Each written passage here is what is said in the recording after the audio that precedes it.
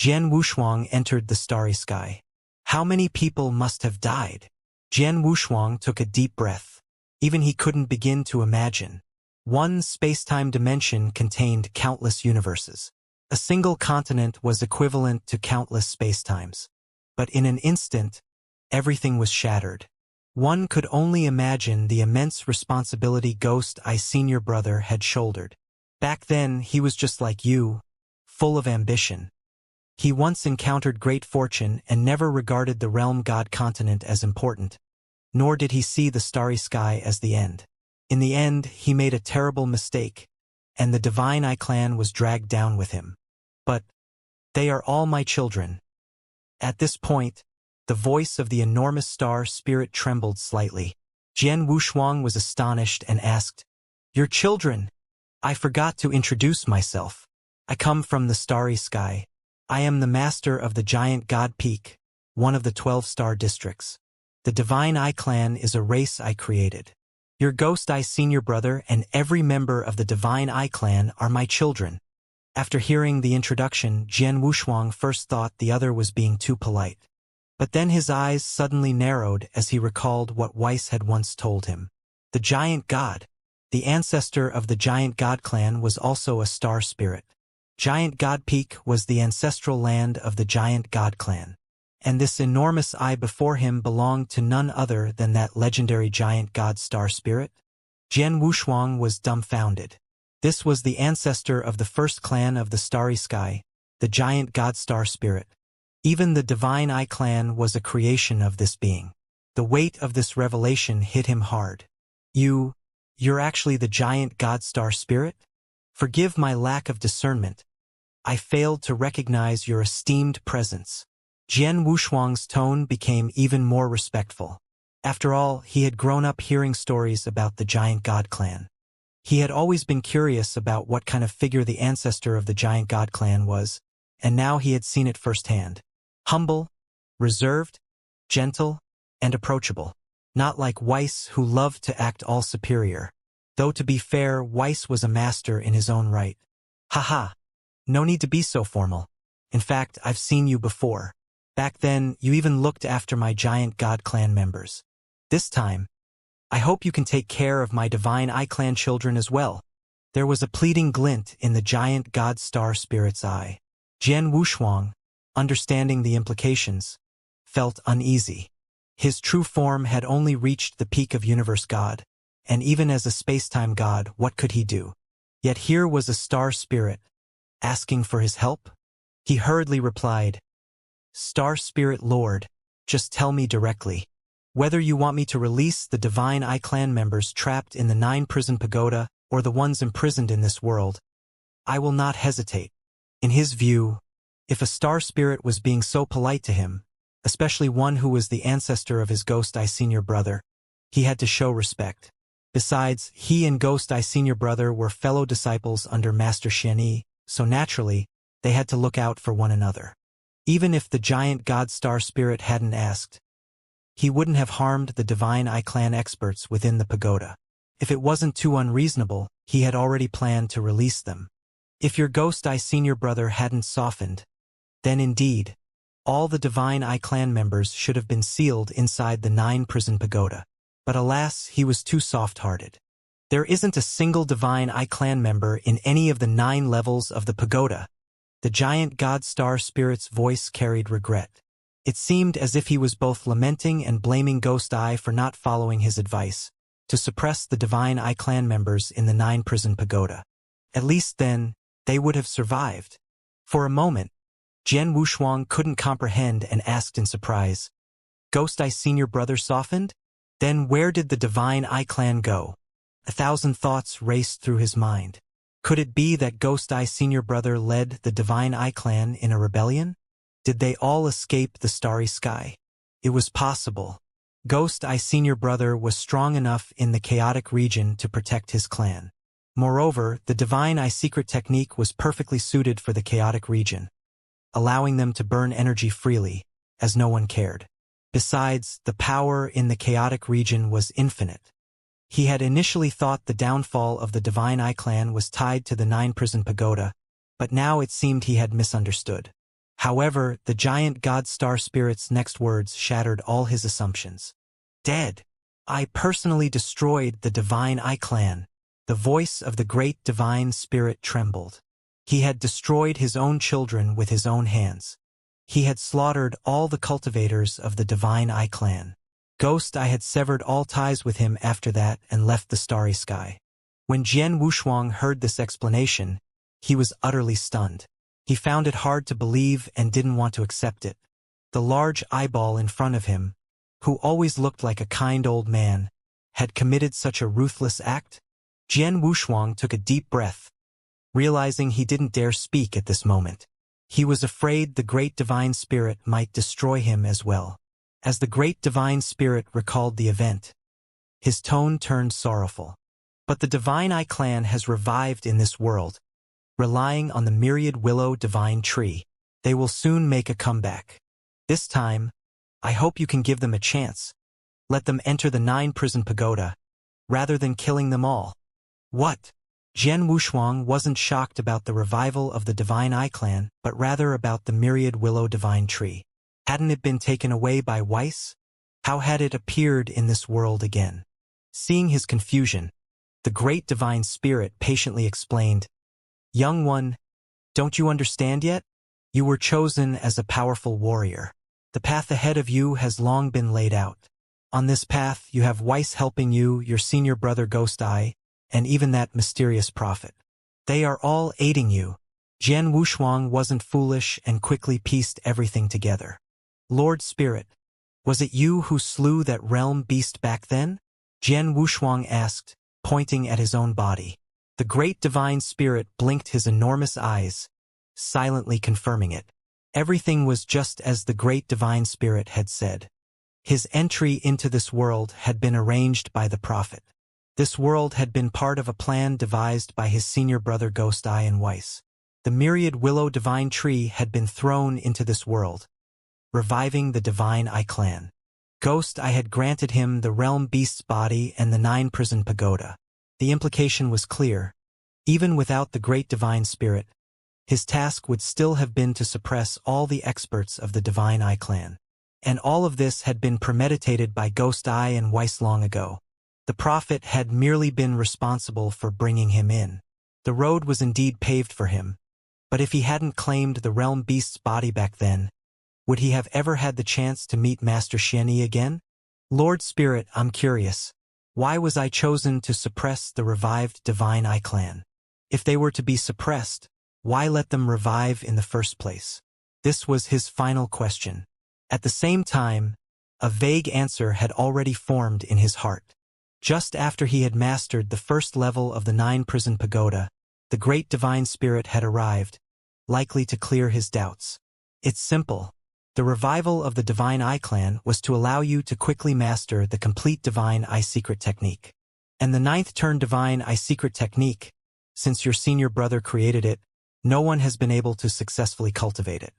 Even with your remarkable talent, it would be difficult to do so on your own.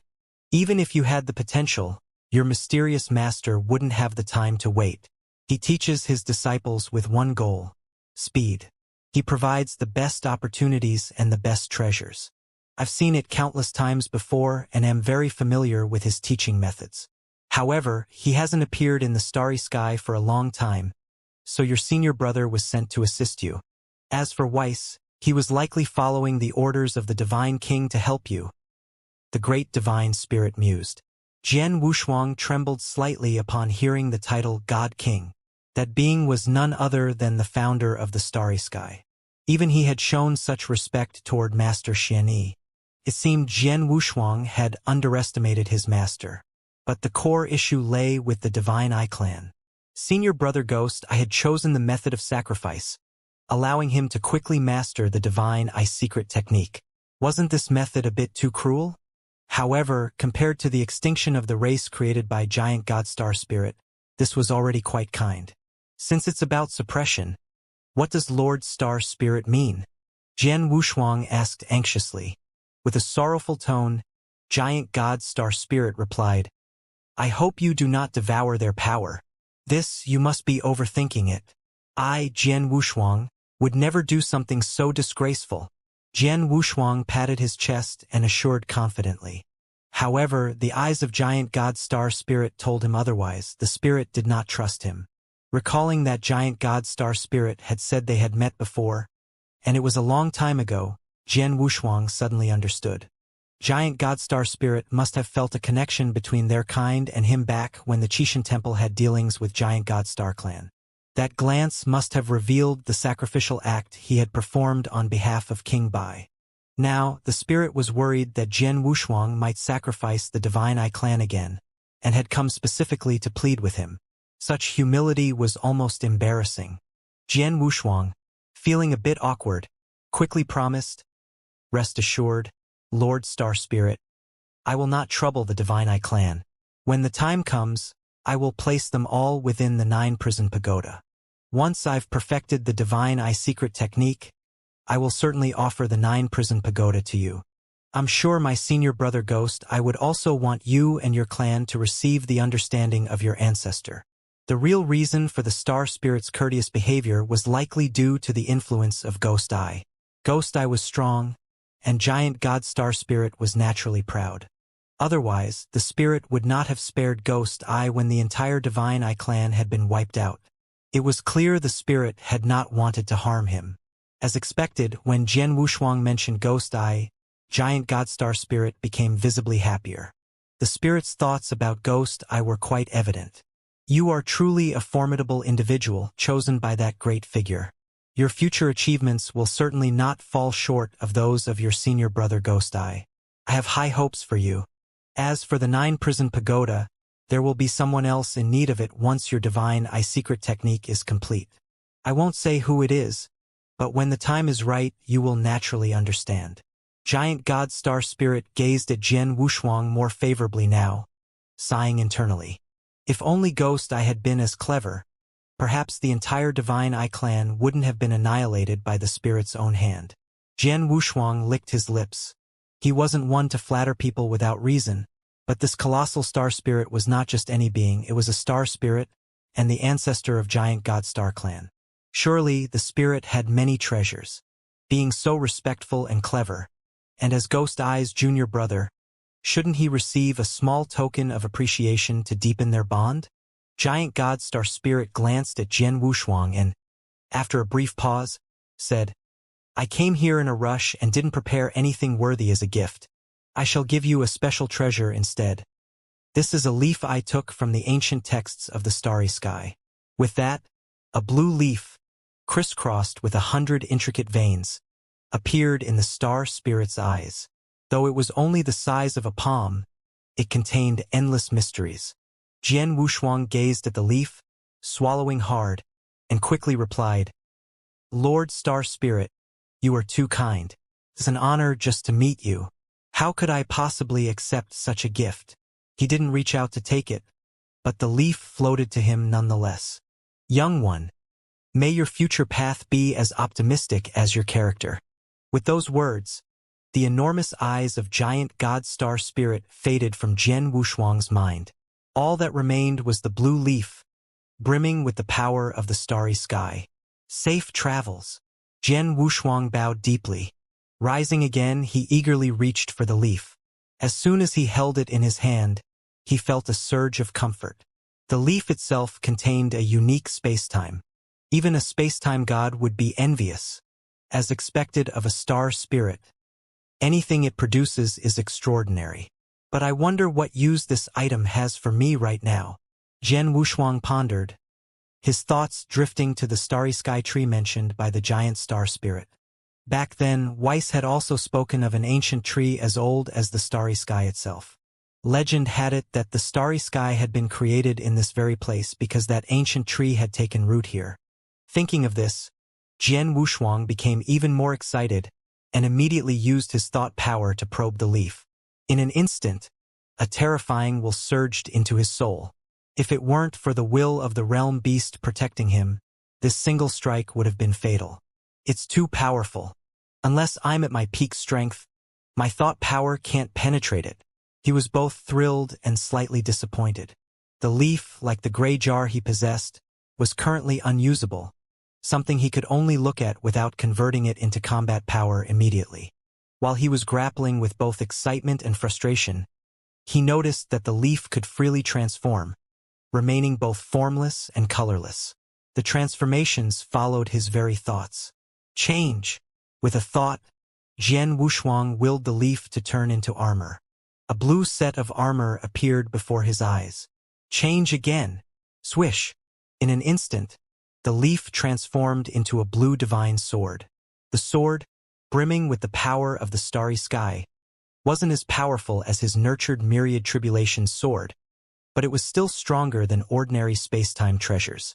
I've hit the jackpot, Jian Wushuang exclaimed in excitement.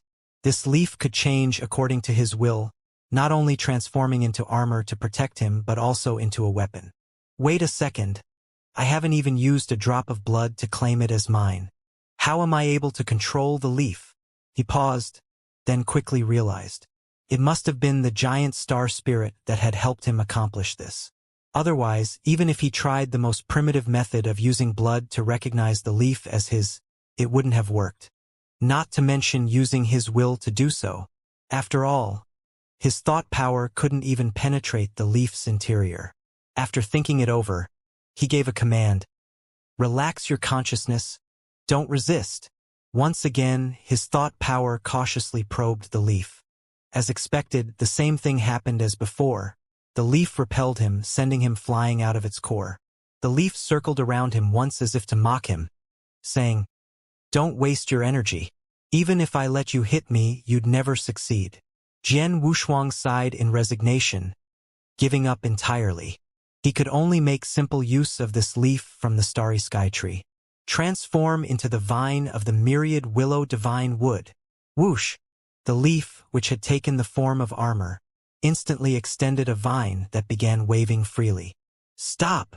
Jian Wushuang hurriedly commanded it to stop, feeling like his brain had been drained in the process. He immediately left his consciousness world, bringing the leaf with him. Back in the real world, inside the 9-prison pagoda, Xianxia and the others looked at him with curious expressions. Jian Wushuang glanced down and noticed the blue armor on his body. With a thought, the armor retreated into his body, leaving him in his usual white robe. Brother Wushuang, did you just have an epiphany? Xianxia asked curiously. In fact, the epiphany lasted for a short time, and none of them dared to disturb him. They simply waited. In the time it took for one stick of incense to burn, Jian Wushuang regained consciousness. Yes, something like that, Jian Wushuang replied vaguely, then continued. There's something else I need to inform you. If you feel your strength is sufficient, you can leave now. But if you'd prefer to continue cultivating here, I can open up a small cave heaven for you where the energy won't be isolated. After completely mastering the 9-prison pagoda, he could manipulate the first layer of its world at will. Naturally, he could create a separate space suitable for cultivation. Though the space was relatively small, it was just enough for the three of them to stretch their legs. The length and width extended roughly 100,000 miles each. Moreover, this small world had mountains, rivers, and even some ordinary animals he had casually created. It was far better than the previous barren white landscape. Upon entering the small world, Xianxia nodded with satisfaction and said, Not bad. Much easier on the eyes than before. I'm quite close to reaching the great perfection stage now. I estimate it will take about 30 more years. Once I've reached that stage, I'll come out and help you. You should just focus on your cultivation, Jian Wushuang said helplessly. These three people would likely be of little help to him. Especially Immortal Zhouchen, he was practically useless. If it weren't for the fact that Jian Wushuang had gained so many benefits from the Divine Fire Temple and Zhouchen's unwavering loyalty to the temple, he would have discarded him long ago. For now, Jian Wushuang decided to keep him around and elevate his strength to the undying level. If he encountered the temple master of the Divine Fire Temple in the future, he would return Zhouchen to him. If not, he would find a place to discard Zhouchen. And then there was Xianxia. Jian Wushuang's future was bright, like a dragon ready to soar with the wind. In this universe, there were certainly experts above the level of universe masters, and Xianxia wouldn't be able to help him at all. In fact, following him could be dangerous. As for Xing Luo, he no longer cared about her. She was either in the supreme time-space or had become a major figure in some other universe. Once his strength had recovered to a certain level, he would capture her and make her Xiangyang's wife. Then there was Jiang An'ai, who was the most important of all. She was the daughter of Jiang Shang, and her mother was Hui Qing. He had to ensure her safety and get her out. Although she was born from a clone, her bloodline was real. He had to bring her to Hui Qing, so she needed to stay close to him to prevent any accidents. If something happened, there would be no time to regret it, and it would be impossible to explain once they left. He certainly didn't want Hui Qing to misunderstand again. Finally, there was Jiang Shang. According to what she had told him, he seemed to be trapped somewhere or had offended some powerful figure. He had to find a way to rescue them and deliver them to Hui Qing. This was a tremendous favor, enough to atone for the mistake he made in the past. Thinking of this, he couldn't help but smile. All right, all of you go and cultivate on your own. If you need any treasures, just send me a message. I'll prepare a sky screen for you later. Don't use thought power to observe the outside world randomly anymore. The place I'm going to this time is extremely dangerous. If I get exposed, you can contact me through the sky screen. If you want to see the outside world, use the screen to watch. With a single motion of his hand, he condensed a sky screen that allowed them to observe the outside world. However, its range was limited. Centered around him, they could only see within a 10-mile radius. Great! I've been wanting to take a look at the ancient demon palace. Xiangyang and Immortal Zhouchun were thrilled. But Jiang An'ai wore a troubled expression. She was worried about Jian Wushuang and felt that this burden shouldn't be placed on the shoulders of an elder who admired her mother. She had to work twice as hard so as not to disappoint the care and cultivation Jian Wushuang had provided. The thought of Jian Wushuang risking his life outside to find treasures for them filled her with guilt. In her heart, she silently swore that no matter what happened to Jian Wushuang in the future, she would repay him, even if it meant taking care of him in his old age. If Jian Wushuang knew what she was thinking, he would certainly be pleased. At that moment, a transmission from the outside world pulled Jian Wushuang back from the 9-prison pagoda. Wushuang, it's time to leave. The pleasant voice of Fairy Ziyu came through, and Jian Wushuang quickly rose and walked out of the room. In the same tea room as before, everyone had already gathered. It seemed that over the past month, these people had swapped out all their equipment. Some had even sold valuable treasures in exchange for many hidden cards. Their eyes no longer held fear but instead sparkled with eagerness. Taoist Wuho, I heard you even sold a permanent cave mansion on Divine Mountain. I have to say, I admire your resolve. The elderly Tian sighed in admiration. But unexpectedly, Immortal Wuho quipped, no matter how hard I push myself, I can't compare to you. You even sold your concubine. My cave mansion is nothing in comparison. Tiankin didn't take offense, only chuckling, it's all just worldly possessions. Indeed, at this point, Jian Wushuang wouldn't have been surprised if Tiankin sold his own father. However, Wuho Immortal selling his permanent cave mansion on Divine Mountain was truly impressive.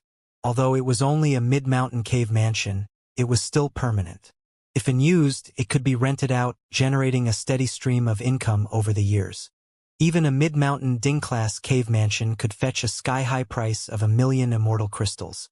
More importantly, such permanent cave mansions were hard to come by. Once sold, buying them back was next to impossible. This clearly showed that Wuho Immortal was the key figure in their group, with 1 million immortal crystals to buy strong defensive measures. After all, a typical 5-step true immortal's wealth hovered around that figure. Some were even poorer, lacking 1 million immortal crystals, while the wealthier ones had no limit. Take, for instance, true Lord Shuiyang.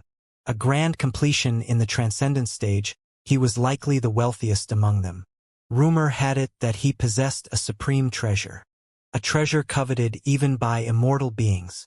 It undoubtedly came from his elder brother, Yang Dingtian. With just this treasure, true Lord Shuiyang could stand firm among immortals. In fact, none of them were weak.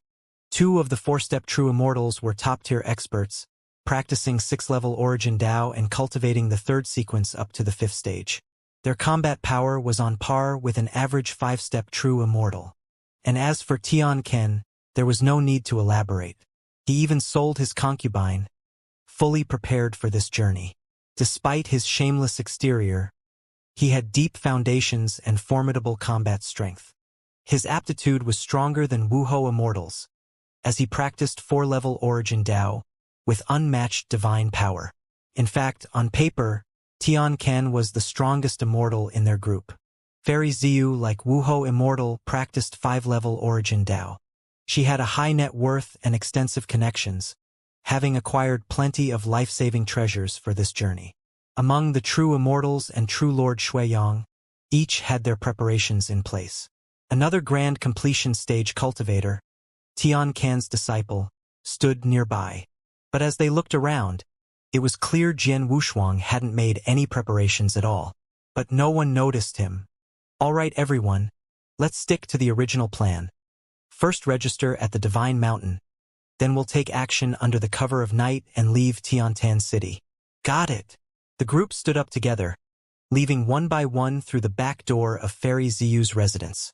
At the Divine Mountain, Fairy Ziyu had already arranged for a friend to handle their registration, and they intentionally left a message for her friend, claiming they were going into seclusion.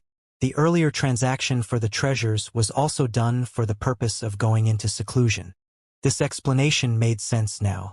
After the registration, they quietly left one by one during the deep hours of the night. Of course, their departure wasn't officially recorded. At the city gates, Fairy Ziyu had already taken care of everything. They boarded a flying boat and easily passed through the city gates. Once they left Tiantan City, they advanced at full speed, rushing toward the direction of the Biface God's palace. Inside the flying boat, Fairy Ziyu pointed toward a swirling nebula ahead and said, "Look, up ahead is the Swirl God sect. Once we pass it, we'll have to abandon the flying boat and proceed slowly on foot." The Swirl God sect. I've been here a few times before. Speaking of which, it's quite bold of them to establish a sect so close to the Bifaced God's palace. The old man Tian Can sighed. By now, they had traveled far from Tiantan City, entering the northern region of the ancient sea domain. Not all forces and powerful figures resided in Tiantan City. Aside from the sacred city, the ancient domain was home to many powerful individuals and factions. For instance, the northern region of the ancient sea domain housed many prominent forces. Even the base of the formidable Bifaced Buddha was located here. The Bifaced God's palace was vast, occupying a third of the northern region, which equated to about a tenth of the entire ancient sea domain. Only someone as arrogant as the Bifaced Buddha could command such a large territory.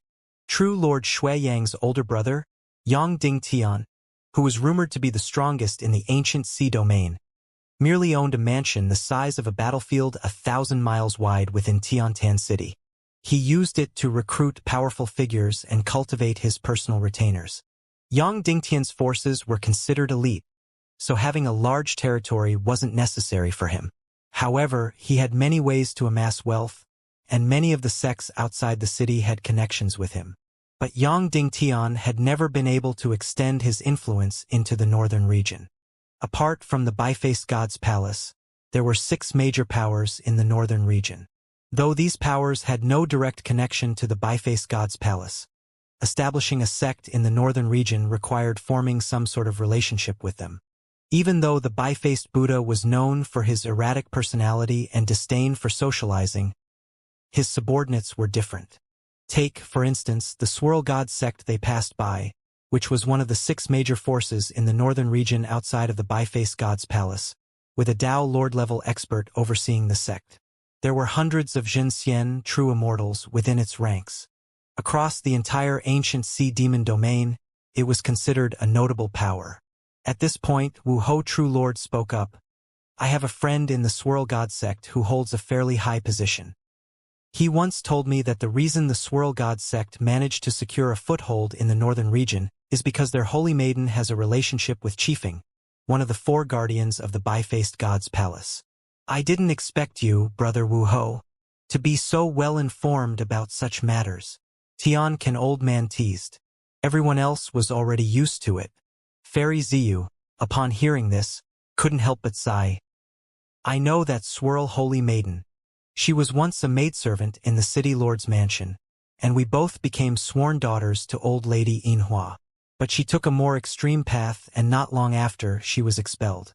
The next thing I heard, she had become the holy maiden of the swirl sect and had already advanced to the level of a 7-step true immortal, leaving me far behind. I never thought that the holy maiden had such a history, True Lord Shuiyang remarked in surprise. The city lord's mansion was a unique existence. Although the city lord's strength wasn't on par with Yang Dingtian's, he was a person sent by the sacred land, someone with considerable backing, and even Yang Dingtian wouldn't dare offend him easily. Thus, anyone who came from the city lord's mansion would be treated with respect. Moreover, this maidservant had, like Fairy Ziyu, become a sworn daughter of old lady Inhua, indicating that she had considerable talent. Old lady Inhua belonged to the top echelon of experts. In Tiantan City, she ranked within the top 10, and in the entire ancient sea domain, she was among the top 20. She had countless disciples.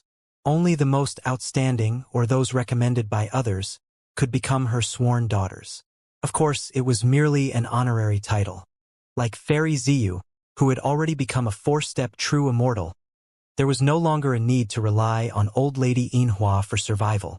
However, she would still regularly visit old lady Inhua, bring rare treasures as offerings, and pay her respects. This was how relationships were maintained. Although the ancient sea domain was vast, the circles of the powerful were interconnected, unlike the more isolated Red Eye realm.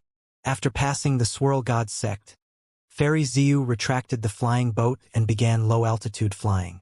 She took out a small incense burner, from which an indistinct wisp of thought power floated. She said, I have a treasure that can block off any aura. Everyone, make sure to stay within 100 feet of me. Ziki Donglai? Tian Can old man's expression changed. He recognized the treasure. It was incredibly valuable, and even 5-step true immortals rarely possessed one. Usually, only 7-step true immortals could afford to own such a treasure. It was a top-grade immortal artifact that could isolate their aura. Moreover, it had a wide range of isolation, capable of isolating an area within 100 zhang around the purple furnace. Once isolated, even a Dao Lord would need to be within 100 li of them to detect anything. Below the level of a 7-step Xianxia, unless they used a supreme treasure, it would be impossible for anyone to discover them. For those above the 7-step Xianxia level, they would need to be within 1,000 li and use thought power to cover the area in order to sense anything unusual. Such a treasure was undoubtedly a life-saving tool. I never expected that Fairy Ziyu had such a treasure prepared. Unfortunately, I couldn't find any item that could conceal our aura like Xiangyang, True Lord Shuiyang remarked, feeling a bit regretful. Fairy Ziyu responded calmly, It was something I obtained by chance back in the day. I've never had the opportunity to use it over the years, but it's come in handy now. With the purple furnace concealing us, half of our mission is already complete, Zhenxian Wuho said with a rare smile. The tense atmosphere had eased considerably. Because they were flying at a low altitude, their speed wasn't particularly fast. True Lord Shuiyang took out an ancient demonic token, examined the route, and said, Fairy Ziyu, head southwest. After traveling 300 million li, we will encounter a red blood river. We need to follow the blood river at that point. Blood river. Fairy Ziyu frowned. She had previously researched the dual-faced god's mansion and knew about the blood river. Originally, that river wasn't red. It had been turned that way when the dual-faced Buddha opened this place, exterminating an entire tribe and dyeing the river red with their blood. Even after 10,000 years, the river still flowed with that same blood-red color. One could only imagine how many powerful beings had been slaughtered there. The river Shuiyang mentioned should be within the blood demon's territory inside the dual-faced god's mansion. He is a 7-step Xianxian, so we'll need to be cautious around him.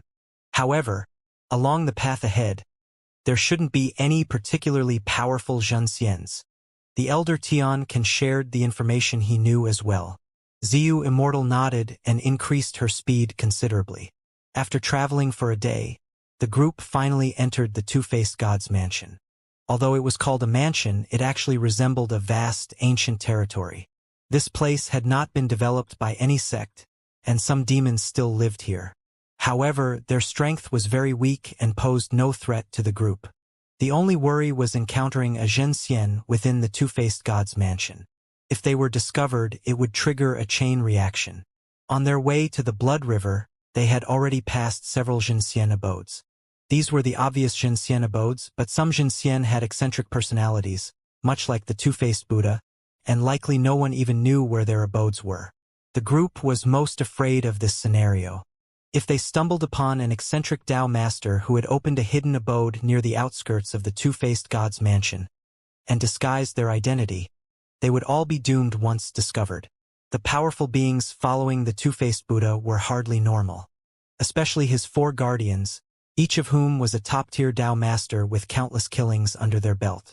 Some had even provoked emperors, which is why they sought refuge with the two-faced Buddha, both for protection and because they shared the same twisted nature. If they ran into these people, even the cultivators within the two-faced god's mansion could be doomed. Not to mention the fact that they were strong beings from Tiantan City. Combined with True Lord Xueyang's unique identity, they probably wouldn't even know how they died. So, throughout the journey, they were on edge, not daring to let their guard down. They even intentionally avoided the sacred mountains, flying only in the low skies above the plains. Most powerful beings preferred to open abodes in mountain ranges. Very few chose to open abodes on the plains. But it wasn't completely unheard of. However, the chances were much lower, which reduced the risk of encountering powerful beings. Xiu Immortal led the way, considering every possibility. She made sure to be as cautious as possible. If they still encountered a Tao master in the outskirts, it could only be attributed to bad luck. After flying for a full day, they finally completed most of the journey. The Blood River was now close, and they could already sense the stench of blood emanating from it. There were also more beasts in this area, particularly bloodthirsty ones. There's a swarm of bloodthirsty bats ahead. If we take a detour, we'll need to travel an additional 30 million miles, and that area is mountainous, which carries higher risks. Xiu Immortal explained, seeking the group's input. The old man Tian raised his brow slightly and asked, "What's the strength of the bat swarm?" The Bat King is a Xianxian, probably not a second-step Xianxian, while the others are in the Great Ascension stage, with a few at the nascent soul stage. There are roughly 30,000 of them. Within a 70,000-mile radius, there are only 2 other Xianxian-level beasts, and no cultivators, Xiu Immortal reported on the surrounding situation. At that moment, True Lord Wuho spoke. "Let's walk through and leave the low skies to them." The group had been flying in the low skies, where the bats were also flying. Even though their aura was being concealed, they could still be seen with the naked eye. Moreover, bats had strong sensory abilities and could easily detect them. So they had no choice but to walk on land. Although it would slow their pace, it was still better than engaging in a fight. True Lord Xueyang was getting anxious, as the slow speed meant they had not yet reached the Blood River. The slower they moved, the higher the risk became. He immediately spoke up. "Let's just fly at low altitude. If we encounter them, we'll kill them directly. There's no need to waste time. We're very close to the Blood River, and beasts often fight here. The strong smell of blood can completely mask us from those bats. Even if cultivators notice, they won't care." "Agreed," the old man Tian said. Fairy Xiu nodded and replied, "All right, Tian, you'll handle it later." "No problem." The old man Tian was confident. Dealing with a group of weak bat monsters posed no challenge for him. The reason he was chosen to act was because of a special immortal artifact he possessed. Before long, they approached the bat swarm. At that moment, the old man Tian took out a black gourd, casually pulling out the stopper. Instantly, a searing flame surged forth. The flame contained no immortal power, making it more subtle and secure. However, its potency was overwhelming. In a mere instant, the black flames shot out, incinerating the entire swarm of bats into ashes. The entire space seemed significantly less oppressive. Having dealt with the obstacle, the old man Tian shouted urgently, "Move!" Fairy Ziyu immediately picked up speed, and the others followed closely behind. Dealing with the bat swarm was merely a minor episode. As they continued to travel millions of miles ahead, the number of monster groups they encountered increased. They even encountered a fusion Xian who commanded legions of monsters. Although their individual strength was that of a 5-step Xian, when commanding their beast armies, their combat prowess could rival a 6-step or even 7-step Xian. Damn it! How are there so many people from the beast control sect in the twin-faced god's palace? Old man Tian cursed in a low voice. Fairy Ziyu frowned deeply and shook her head. I don't know. But their presence likely has something to do with an important figure inside the twin-faced god's palace. That figure might be nearby. Everyone, stay alert. Yes! The group responded in unison. Jian Wushuang, however, remained unfazed. His perception extended far beyond the range of Fairy Ziyu's purple furnace. He could sense all the powerful auras within billions of miles around him, including every expert within the twin-faced god's palace. Unless the opponent was a universe master, they couldn't block his detection. Universe masters had already created their own universes, controlling their own space. This self-contained law of isolation was beyond Jian Wushuang's current ability to probe. But once he mastered an origin source similar to that of a realm beast, even those self-contained universes wouldn't be able to block his thought power. For now, though, there were no universe masters in the ancient domain world, so his thought power sufficed. He was just too weak at the moment. Even though he wasn't afraid of those Jin Xian, his current level was only in the grand accomplishment stage, so it was wiser to stay low-key. Throughout the journey, he remained silent. He followed quietly behind Fairy Ziyu, walking wherever she led. If he had mentioned that, during the bat extermination, a 7-step Jin Xian was actually hidden below, it would have likely shocked everyone. However, that Jin Xian seemed to be in seclusion and had no interest in bothering them could be considered their good fortune. But now, things were different. Many powerful presences lurked within the Blood River, and as they had to follow the river, they were bound to come close to some Jin Xian.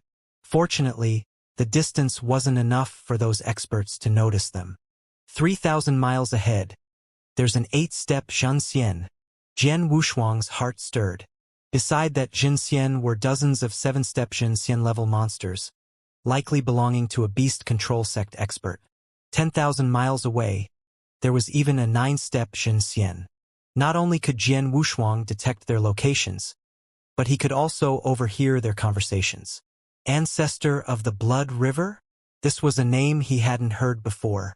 Earlier, he'd heard them mention that the Blood Demon was a supreme powerhouse stationed at the Blood River. But how was there also an ancestor of the Blood River? However, through further investigation, he found out that this Blood River ancestor was the being stationed at the source of the Blood River, and he was known as the ancestor of the Blood River. He was also one of the top 10 Jin Xian under the command of the dual-faced Buddha. His status was high, and his strength formidable.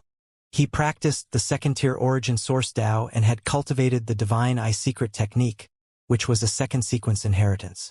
Moreover, he had already cultivated it to perfection. The battle prowess of the Blood River ancestor could already rival that of a Tao Lord. However, his mastery of the origin source Tao had not yet reached perfection. Once perfected, he would be among the top-tier Tao Lords. And he was just one of the top 10 Jin Xian under the command of the dual-faced Buddha, with 9 others as strong as him. The fact that the Blood River ancestor had appeared in this place was not something he had mentioned.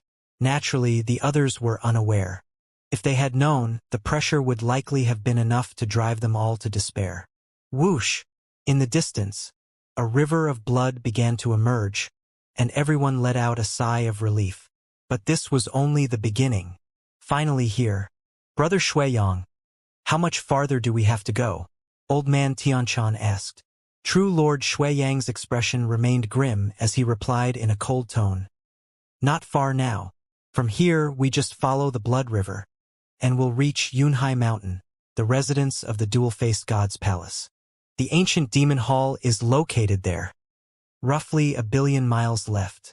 From here our pace will only slow down. It'll probably take at least half a month, Fairy Ziyu calculated. In truth, this wasn't a particularly long time. The real concern was that the deeper they went, the greater the number of powerful beings they would encounter. This was what they feared. Yunhai Mountain is the territory of Yunshan Guardian, one of the 4 great guardians, and will have to pass through the source of the Blood River, which is the domain of the Blood River ancestor. Is there no way to take a detour? Old man Tianchan asked anxiously. The Blood River ancestor was one of the top 10 Jinxian under the command of the dual-faced Buddha and ranked within the top 100 Jinxian in the entire Songhai ancient domain. Furthermore, he was known for his love of slaughter, his very existence a living battlefield. He was an even more terrifying figure than the Yunshan Guardian. Fairy Ziyu noticed the anxiety among the group and reassured them. There isn't much room for deviation. The source of the Blood River is very close to the core of the dual-faced god's palace, and the area around it is filled with the residences of powerful beings. It's dangerous no matter which way we go. Although the Blood River ancestor is violent, he's also arrogant and prideful. He won't bother scanning the area with thought power. Besides, even though he's strong, he's not a Tao Lord. As long as we don't get within 1,000 miles of him, he won't sense us. All right then, Old man Tianchan nodded. True Lord Shuiyang spoke up. Now that the route is decided, let's hurry. I have a bad feeling that danger is lurking nearby. We should leave as soon as possible. Understood. Fairy Ziyu smiled softly and continued forward along the Blood River. The group followed closely behind. Jian Wushuang glanced meaningfully at True Lord Shuiyang. This guy could actually sense danger. It must have something to do with the Blood River ancestor and that 8-step Xianxia from the beast-taming sect. He was in the great vehicle stage, yet he could sense the aura of such a powerful existence. The supreme treasure on him was likely more than just a simple item. Among Xianxian, those who possessed a supreme treasure were usually backed by significant powers. It was exceedingly rare for a genius like True Lord Shuiyang, who was in the great vehicle stage, to have a supreme treasure. After all, supreme treasures were typically used by emperors. Of course, emperors generally wielded high-level or even top-tier supreme treasures. Tao Lords used regular supreme treasures, while beings as powerful as the Two-Faced Jester and Yang Dingtian undoubtedly had high-level or top-tier supreme treasures.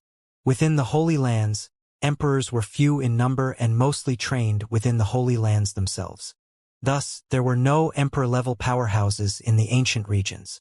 However, they were never afraid of the emperors from the ancient courts invading. This was because, within every ancient region, the Holy Lands had assigned top-tier Tao Lords to oversee it. The Two-Faced Buddha was actually a holy disciple of the Holy Lands. He had come to oversee the Fu-Hai ancient region, as it was located very close to the 36 ancient regions of the ancient court. His strength was incredibly formidable, capable of directly confronting an emperor. When he burned his divine power, he could even suppress an emperor. Although he hadn't yet fused the 2 sequences, he had trained both sequences to perfection. Among Tao Lords, his power was considered first class. The truly top-tier Tao Lords were those who had already fused 2 sequences and were on the verge of merging with the Tao. However, such beings wouldn't waste their time overseeing ancient regions. They chose to cultivate in the Holy Lands instead. They were the future of the Holy Lands, and even the Holy Master wouldn't force them to do anything. After all, there were far too few emperors in the Holy Lands. As for Tao Lords like Yang Dingtian, who wasn't originally from the Holy Lands, although he had perfected both sequences, he had not attempted to fuse them. He understood that once the 2 sequences were fused, there would be no turning back, and the chance of merging with the Tao would become incredibly slim. Ultimately, he lacked the determination. After all, becoming an emperor didn't require fusing 2 sequences. One could break through without doing so, and the process would be much simpler. One could also follow the path of the origin source or the divine power route. This way, the power might be slightly weaker, but the cultivation speed would be much faster. As long as one had enough talent, they wouldn't be weaker than those emperors who fused 2 sequences. However, talent was always limited. Otherwise, no one would have surpassed the Holy Master after all these years. The cultivation system of the ancient regions was simply too scarce and too extreme. If one went down the wrong path, it would take a long time to correct it. Just like the current struggle for the Tao inheritance. The ancient court and the Holy Lands were both unwilling to back down. Yet, some cultivators had already started to retreat. Sooner or later, a battle for the Tao would erupt. Jian Wushuang had seen far too many such battles. In a world that had been newly established, he understood both the advantages and the disadvantages. When that time came, how many of the people before him would survive? He glanced at the crowd. Xianxia seemed eternal, but in this world, there were no eternal Xianxians, only eternal powerhouses. Otherwise, after so many years since the starry sky was established, everyone would have become Xianxian by now. All would have achieved eternal life, and there wouldn't be any mortals left. But throughout the history of the starry sky, too many powerhouses had fallen, even the gods of the starry sky. Mieshang, as a god of the starry sky, had already fallen along the timeline. Even the god of reincarnation, whom Mieshang had longed to become, had left that position vacant. Wasn't it because of some reason that he too had fallen? Otherwise, why would Mieshang covet that position? Therefore, there was no such thing as eternal existence in this world, only eternal powerhouses. Only powerhouses could achieve eternity. In the starry sky, if you were a powerhouse, you could attain eternity. In the world of the ancient regions, if you were a powerhouse, you could also achieve eternity. Of course, there were always risks from external forces. The world of the ancient regions had been established for only a short time and had not yet had much contact with other worlds. But in the future, changes were bound to come. Everything now did not belong to those eternal beings, but was merely entrusted to them for safekeeping. After undergoing reconstruction, Jian Wushuang had gained a great deal of insight. During the journey, since he had nothing else to do, he continuously meditated on the path of the origin source. He contemplated his ultimate swordsmanship and the extreme path. These two paths, which he had already mastered, were subjects he continued to explore. He sought to find common ground between them, hoping to carve out a new path of the origin source. Time passed day by day, and 10 days later, they reached the end of the Blood River without incident. They had passed through the territory of the Blood Demon True Immortal, and along the way, they encountered several seventh-step True Immortal, all of whom they successfully avoided, smoothly continuing on their journey. They now stood at the end of the Blood River, and from here onward it was the domain of the Blood River Ancestor. Moreover, within the territory of the Blood River Ancestor's domain, many mortals lived. Their numbers were vast, numbering in the billions, 1,000,000 times greater than the population of the entire Red Eye realm. These mortals lived on an ancient continent on the northern shore. On the southern shore, however, lay a battlefield of carnage. While the northern shore was stable, they did not dare travel through it. This was because the peace of the northern shore was maintained by several true immortal, along with the Blood Demon Guards under the command of the Blood River Ancestor. The Blood Demon True Immortal whose territory they had previously passed through was, in fact, one of the descendants of the Blood River Ancestor. Although separated by many generations, they still shared the same bloodline.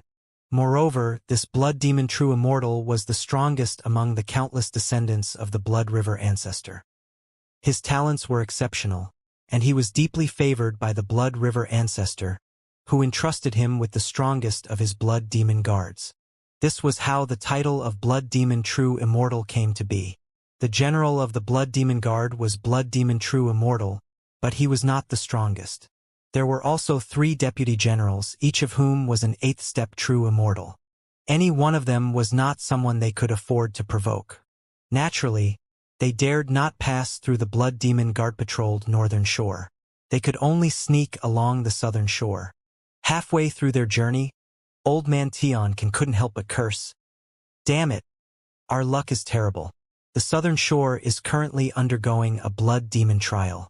There are probably some Blood Demon Guard experts stationed here. We have to be extra cautious. Check what level of Blood Demon trial it is." True Lord Shuiyang asked anxiously. He was well versed in this matter. The Blood Demon trials were divided into 3 tiers. If it was the weakest trial, it might end in just a few days.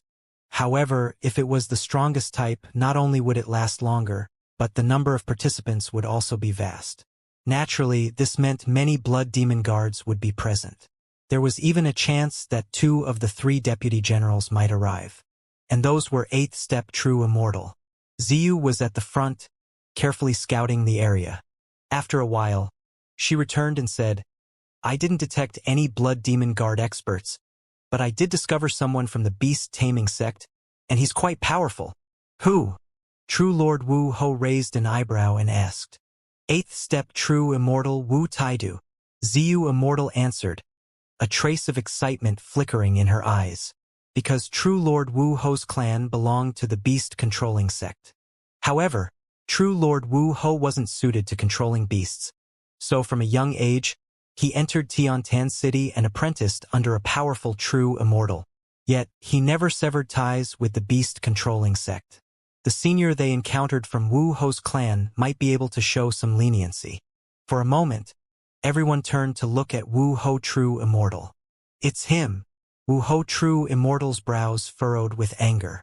Upon realizing everyone was looking at him, he immediately said, Don't even think about it. I already have a grudge against Wu Taidu.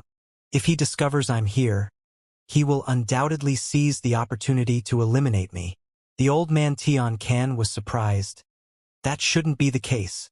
I heard your clan is quite united. Even if you're not part of the beast-controlling sect, they wouldn't take action against you, would they? His question wasn't without reason, but Wu Ho True Immortal clearly didn't want to make things more complicated. Nor did he need to explain further. Fairy Ziyu quickly interrupted old man Tian Can's questioning and changed the subject, saying, You've all seen the situation ahead. I believe the trial hasn't started yet, so now is our chance to pass through this area. While there's an 8-step true immortal guarding it, we only need to avoid him for 1 day to cross the southern shore of the Azura field. Let's proceed with what friend Ziyu suggested. Old man Tian Can was slightly dissatisfied but understood the importance of unity at this moment. Wu Ho True Immortal didn't offer any further explanation and silently pressed on. From his expression alone, it was clear that there was indeed a deep grudge between him and Wu Taidu from the beast-controlling sect, one so severe that it was irreconcilable. In such situations, someone would typically intervene within the clan. After all, Wu Taidu was an 8-step true immortal with high standing in the beast-controlling sect, and Wu Ho True Immortal's strength was not insignificant either.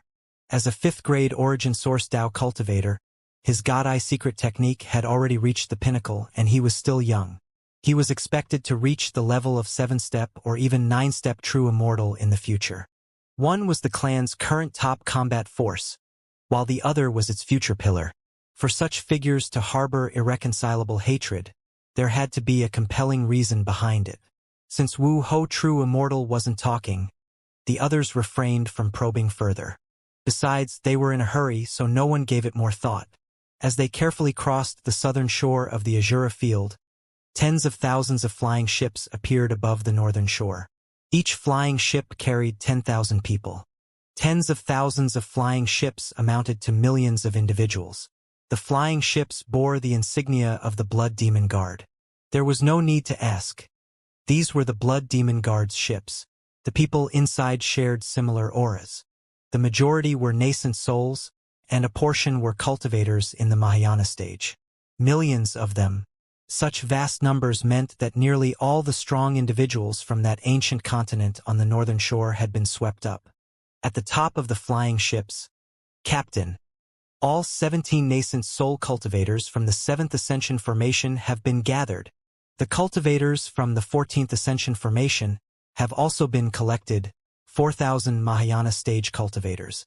Far more than in previous sessions. The leader, a red-robed true immortal, nodded arrogantly and said coldly, Good. Once the rest of the team returns, we'll head to the Azura field on the southern shore and inform those fools about the trial. Understood. The Blood Demon Guards saluted in unison. Immediately, a stern voice echoed throughout the flying ships. To all strong cultivators from the ancient continent, you're just 1 step away from ascending to prove your Tao. This entire conversation was detected by Jian Wushuang, who couldn't help but sneer internally. This Blood River Patriarch is quite interesting. The Azura field he's constructed is decent. It's a pity the trial is too short, and the rewards too few. Jian Wushuang mused to himself. This trial was essentially a demonic path trial. In fact, when Qixin Temple once conducted a massive hunt for Grand Yen Immortals, it wasn't much different from the Blood Demon trial. So many Grand Yen Immortals had fallen back then, and after all that, only a handful of inheritors had been selected from the trial. However, those few inheritors had brought immense growth to Qixin Temple. It was because of that trial that they later won the decisive battle against Miexing. Of course, as a bystander now, Jian Wushuang viewed the Blood Demon trial as nothing more than a demonic endeavor. When Jian Wushuang was in the Qixin Temple, he hadn't fully realized the gravity of the situation. But now, watching those cultivators at the Great Ascension stage about to undergo the Shura trial, he knew that perhaps not even 1 out of 100 would survive. After all, the trial was incredibly brutal. If the Blood River ancestor had a powerful inheritance, maybe he could really make it happen. Unfortunately, the Blood River ancestor was merely a successor of the Divine Eye secret technique. Even after generations of harvesting cultivators from the ancient continent, he was only able to gather a group of Blood Demon guards to serve him. The cultivators of the ancient world were in a very different situation compared to Jian Wushuang's own trial back in the Qixin Temple. These people still believed they were ascending, but in reality, they were like birds in a cage, kept in the dark by the Blood River ancestor. Unless they could become Tao Lords, there was no escaping his control. But under the Blood River ancestor's command, becoming a Tao Lord was nearly impossible. The Blood Demon guards selected through the trial were merely tools for the Blood River ancestor. Most of the treasures they obtained had to be handed over to him. Otherwise, death awaited them. Without treasures or a powerful inheritance, the thought of surpassing the Blood River ancestor and breaking free was nothing short of delusional. Thus, the Blood Demon guards never even considered rebellion. Perhaps at first they had thoughts of resisting, but those thoughts were eventually ground down. Now was not the time to pity them, because they had their own troubles to deal with. The Blood Demon trial was about to begin, and it was the highest level of Blood Demon trial. Hundreds of Xianxia and Great Ascension stage cultivators were about to be thrown into the Shura grounds on the southern shore. At that point, every cultivator would be closely monitored. Even if their aura was concealed with so many cultivators, they would surely be spotted by the naked eye. To deal with the ordinary folk, an illusion technique would be sufficient. But when a large number of Blood Demon guards arrive, I fear we'll be hard-pressed to move. Ziyu Immortal worried aloud. Everyone was anxious at that moment, but there were no good solutions. Suddenly, one of Tian Can Elder's disciples blurted out a foolish question. If we can't cross by land, why not fly over the Blood River? Tian Can Elder shot a glare at his disciple and snapped, "You idiot! Do you think the Blood River ancestor got his name for nothing? The reason he's called the Blood River ancestor is because he controls the Blood River. Even a fly flying over it would not escape his notice. While crossing briefly might go unnoticed, if you fly along the river for any length of time, you're bound to be detected." True Immortal Wuho explained calmly before continuing, "I do have a plan to get us across the Shura grounds on the southern shore." Ziyu Immortal and Tian Can Elder's eyes lit up as they eagerly asked, "What plan?" "Fight our way out," True Immortal Wuho answered seriously, but his words caused both Tian Can Elder and Ziyu Immortal's faces to darken. Fight their way out? That plan was even more foolish than what Tian Can Elder's disciple had suggested. The Blood Demon trial was an important event, and several powerful True Immortal would definitely be stationed there. If they were discovered, there would be no chance of escape. Perhaps you misunderstood my intention. I'm not suggesting that we reveal our identities and fight our way out. Instead, we should disguise ourselves as trial participants and fight our way to the edge of the Azura arena. Do you understand now? True Immortal Wuho chuckled, feeling that these people were thinking too slowly. It was also possible that, due to the constant tension over the past few days, their minds had become somewhat sluggish from the lack of relaxation. Especially Elder Tian Can, who took a deep breath before asking, "And what do we do when we reach the border?" At that moment, Fairy Ziyu finally caught on, exclaiming in surprise, Once we reach the border, of course we run. The others were stunned for a moment, then quickly understood. The logic was actually quite simple. In the Blood Demon trial, the strongest participants were only at the pinnacle of the Mahayana stage. Those who oversaw the trial were aided by a grand formation, and the outer perimeter was guarded by ordinary Blood Demon guards, at best, at the level of the three-step formation. The core area, however, was home to several vice commanders, all of whom were at the level of eight-step true immortals. Why would they bother with such trivial matters? It was likely that their main responsibility was to observe promising trial participants with exceptional talent. Among millions of cultivators, a few extra individuals wouldn't be noticed. Once they reached the border, using a supreme treasure to conceal their aura and slip through the formation to evade the guards would be relatively easy. Upon realizing this, they immediately decided to adopt true Lord Wuho's method. All units, hear my command. Begin deploying the trial participants from the flying boats. Ensure they are scattered across different regions of the Azura arena. Yes, hundreds of Blood Demon guards, all of whom were true immortals, with some as strong as five-step true immortals, and others at the more common level of three-step true immortals, moved into action. As for the stronger figures, they resided within the Blood Demon Hall in the sky. They wouldn't bother with such mundane tasks, delegating everything to their subordinates. At this moment, inside the hall, 3 true immortals were present. 2 of them were vice commanders of the Blood Demon Hall, and the third was Wu Taidu, a member of the same clan as true immortal Wuho. These 3 were all 8-step true immortals, possessing formidable strength. Taidu, my friend, it's been a while, hasn't it? The last time we ventured into the vortex domain was 300 years ago, said a young alien with azure scales covering his body and curved horns on his head. He raised his wine cup in a hearty gesture. Come, let's have a drink first. Wu Taidu smiled warmly and responded, Indeed, it has been many years. The 3 had once adventured together and had become life and death companions.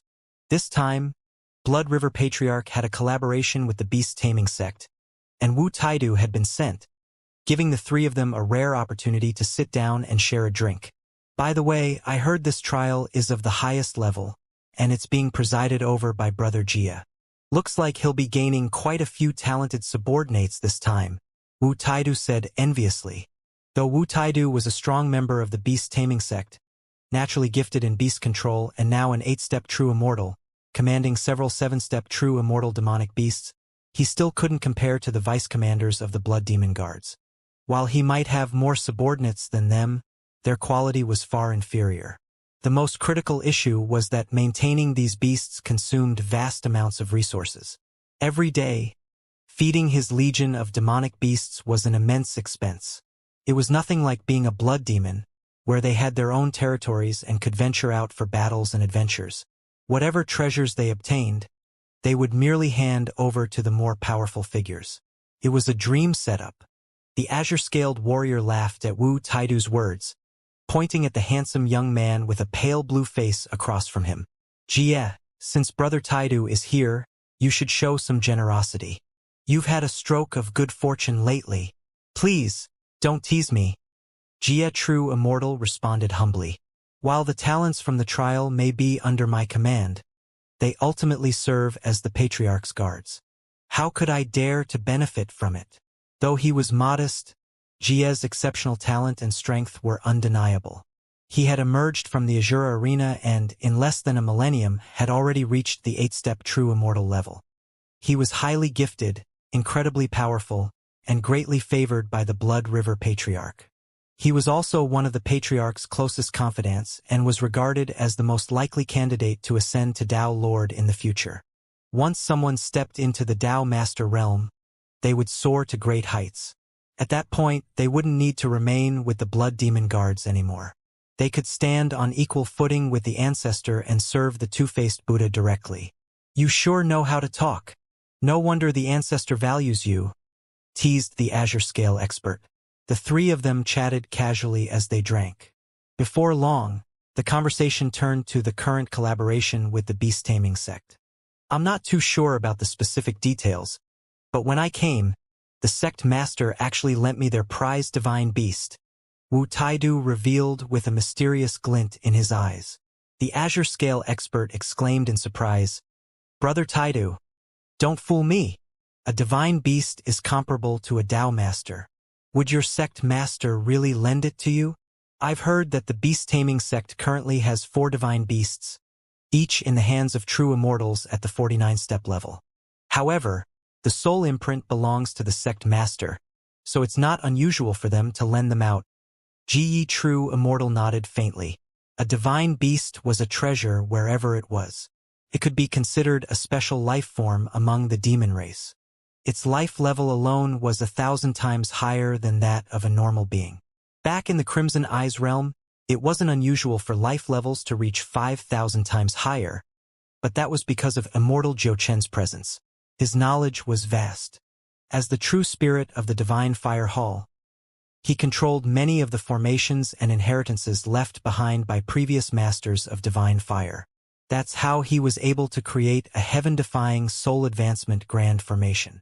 However, in the ancient domain world, increasing one's life level was extremely difficult. First, one needed ancient demon blood. And not just a small amount, massive quantities of ancient demon blood were necessary. The higher the life level, the larger the physical body, just like the divine body. Back when Jian Wushuang had a divine power of 1 billion, his divine body was as massive as a universe. His physical body was similar in size, and if he reached 1 billion times the life level, it would also rival the size of a universe. One time the normal size was around 9 feet tall. 10 times meant 50 feet, and 1,000 times could reach 500 feet. Could get even bigger. Thus, more blood was needed. In the ancient domain world, there were very few beings whose life levels surpassed 1,000 times. After all, there were only so many ancient demons. Most of them had been captured by the ancient court. The strong experts with higher life levels were also mostly in the ancient court. Aside from those early experts, there were very few ways to increase one's life level now, and even then, the limit was usually around 1,000 times. However, divine beasts were born with 1,000 times life level, which made them immensely powerful. In the beast-taming sect, they were considered treasures on par with supreme artifacts and rarely revealed. That Wu Taidu had managed to bring one out this time was truly astonishing. "Brother Taidu, why don't you show us that divine beast and let us take a closer look? Honestly, I've rarely seen one before, and even then, it was always from a distance." Qinglin's eyes gleamed with excitement. Wu Taidu chuckled and waved his hand, revealing a cloth bag in his grasp. It was a beast bag. Inside was a space like a pocket dimension, capable of storing lifeforms. Not only that, but the bag also contained a beast nest. Wu Taidu had spent a fortune having it custom-made by a specialist. After careful management, he eventually developed it into a sizable beast nest. The divine beast resided within. "Come out, Mo Jiao," Wu Taidu commanded, and from the bag flew out a massive dark green flood dragon as thick as a barrel. Its life force was overwhelmingly powerful, and its immortal strength had reached the 9th tribulation true immortal level. However, being a divine beast, its combat power was likely comparable to a Tao Lord. Could even rival the Blood River Patriarch. As Qinglin and the true immortal Ji Yi observed it up close, they both felt a tremendous pressure. Swish! After giving them a brief look, Wu Taidu quickly retracted the beast. After all, the divine beast wasn't his own. It was borrowed, so he couldn't summon it at will. He was only permitted to use it in battle. Showing it to these two was a matter of friendship. A flood dragon. Its life level must be at least 1,500 times higher, Qinglin exclaimed in astonishment. Since the flood dragon bore the character dragon, it was much stronger than ordinary divine beasts. If it had been a true dragon, it would have rivaled special life forms. Wu Taidu proudly replied, "Of course, Mo Jiao carries the bloodline of a true dragon, giving it a higher and purer life level." He then changed the topic. "Speaking of which, I'm really curious about this. The sect master not only lent us a divine beast, but specifically Mo Jiao. What exactly is our beast master sect's deal with the Blood River Patriarch?" "You don't know?" Qinglin looked surprised. Wu Taidu shook his head in confusion. At this moment, true Immortal Ji Yi lowered his voice and said, "The patriarch didn't provide specifics, but it's related to the ancient demons. A divine beast with a higher life level is required, though the exact purpose wasn't explained." "What? It's related to the ancient demons?" Wu Taidu's eyes widened in disbelief. He hadn't expected such a collaboration. He had assumed they were heading to some dangerous land for an adventure. The dual-faced divine mansion often hosted such excursions, inviting strong cultivators to venture into perilous areas. Typically, these ventures were done in cooperation with the local experts of the dual-faced divine mansion, and outsiders like him were just there to catch any benefits that came their way. But this time, the mission was connected to the ancient demons. What shocked Wu Taidu even more was that their sect master hadn't even hinted at it. The three fell silent as they broached the topic. Just then, a command came from the Blood River Patriarch. He summoned them to the Blood River Hall. This hall was located at the source of the Blood River. "Let's go. Since the Patriarch has summoned us personally, it might be related to this matter," Qinglin called out. Wu Taidu nodded, and the three of them left the Blood Demon Hall together, flying toward the source of the Blood River. Meanwhile, below them, a massive battle involving hundreds of cultivators suddenly erupted in the Azura field. The disturbance was significant enough to catch their attention. They scanned the area with their thought power. In just a moment, true Immortal Ji Yi sensed that something was amiss. Qinglin and Wu Taidu didn't pay much attention, only giving it a casual glance. But true Immortal Ji Yi noticed something unusual. "Wait!" True Immortal Ji Yi stopped the other two, his eyes sharpening. Though young, he was both bold and cautious. He pointed toward the battle below and said, "Several of them don't bear the mark of the Ascension array. They're likely powerful outsiders. Let me deal with it. You two go ahead to the Blood River Hall." "All right, but make it quick," Qinglin responded casually, waving his hand as he and Wu Taidu continued on their way. After all, it was the Blood River Patriarch himself who had summoned them. They couldn't wait for Ji Yi. True Immortal Ji Yi's eyes gleamed with killing intent as he looked down at the Azura field. This was his territory, and the cultivators in the field were all potential subordinates once they ascended. Now, some outsiders had infiltrated, insulting him to his face. "Fools courting death." True Immortal Ji Yi sneered as his figure descended into the Azura field. Within the battlefield below, a few powerhouses had been fighting absent-mindedly, retreating as they battled. Their retreat led them toward the edge of the Azura realm. This group of people was none other than Jian Wushuang and his companions. To be honest, their luck had been quite good at the start. Upon entering the Azura field, they encountered several fierce battles. Taking advantage of the chaos, they frantically made their way towards the border. When they reached the border, they found themselves in the middle of a chaotic battle involving hundreds of people. It provided the perfect opportunity to escape the Azura field amidst the confusion. At the same time, the three true immortals of Blood Demon Hall had received an order from the Blood River ancestor, directing them to head toward the source of the Blood River. This left them no time to bother with the trial takers in the area. However, as luck would have it, Jian Wushuang was noticed by the true Immortal Ji Yi. Feeling Ji Ye's aura descend upon them, Jian Wushuang sighed. It seemed inevitable that they would cross paths. Buzz! A sudden, powerful aura appeared and instantly crushed the entire battlefield. The trial takers, still in their great vehicle stage, were instantly killed without a single survivor, leaving only Jian Wushuang and his group standing at the edge. It was at this moment that Ziyu Immortal finally woke up from her shock. "We've been exposed." True Immortal Wuho's heart sank. "It's Ji Yi, an 8-step true immortal." Elder Tianchan's expression changed drastically. "An 8-step true immortal." True Lord Shuiyang gasped. The other 2 4-step true immortals, along with Elder Tianchan's disciple, also turned pale. It was over.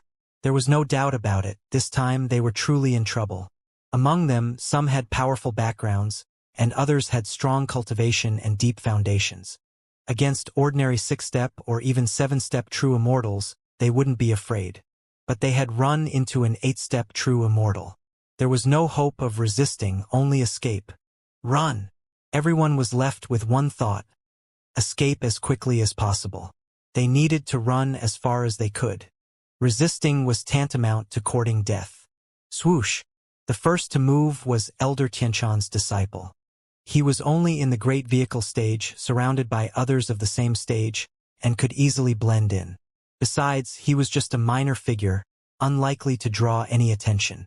It was a reasonable thought, but unfortunately he acted too hastily. It wasn't that his reaction was quick. It was that he was overly clever, thinking that running earlier would give him a better chance to escape. However, he hadn't considered why the other great vehicle stage cultivators had died so quickly just moments before. Ji, as a true immortal, didn't even need to lift a finger to kill a great vehicle stage cultivator. The mere shockwaves of his immortal power were enough to shred them to pieces in an instant. The only reason this disciple had survived earlier was because of Xiu Immortal's protection. But now that he had moved beyond the range of her protection, he was instantly caught in the invisible shockwave of immortal power, torn apart in midair. His body didn't even remain intact. It was reduced to a mist of blood. The Elder Tian didn't have time to grieve. He flipped his hand, pulling out the black gourd, and shouted angrily, "Scatter and flee!" As he finished, he yanked out the cork. Boom! Terrifying black flames erupted, instantly engulfing the surrounding area for 1,000 miles. As long as they could escape the range, each had a treasure capable of concealing their presence. Once outside, they'd be able to avoid Ji True Immortal's pursuit. In this critical moment, the Elder's mind remained sharp. Previously, they hadn't fled immediately because the first to run would be the first to be hunted down.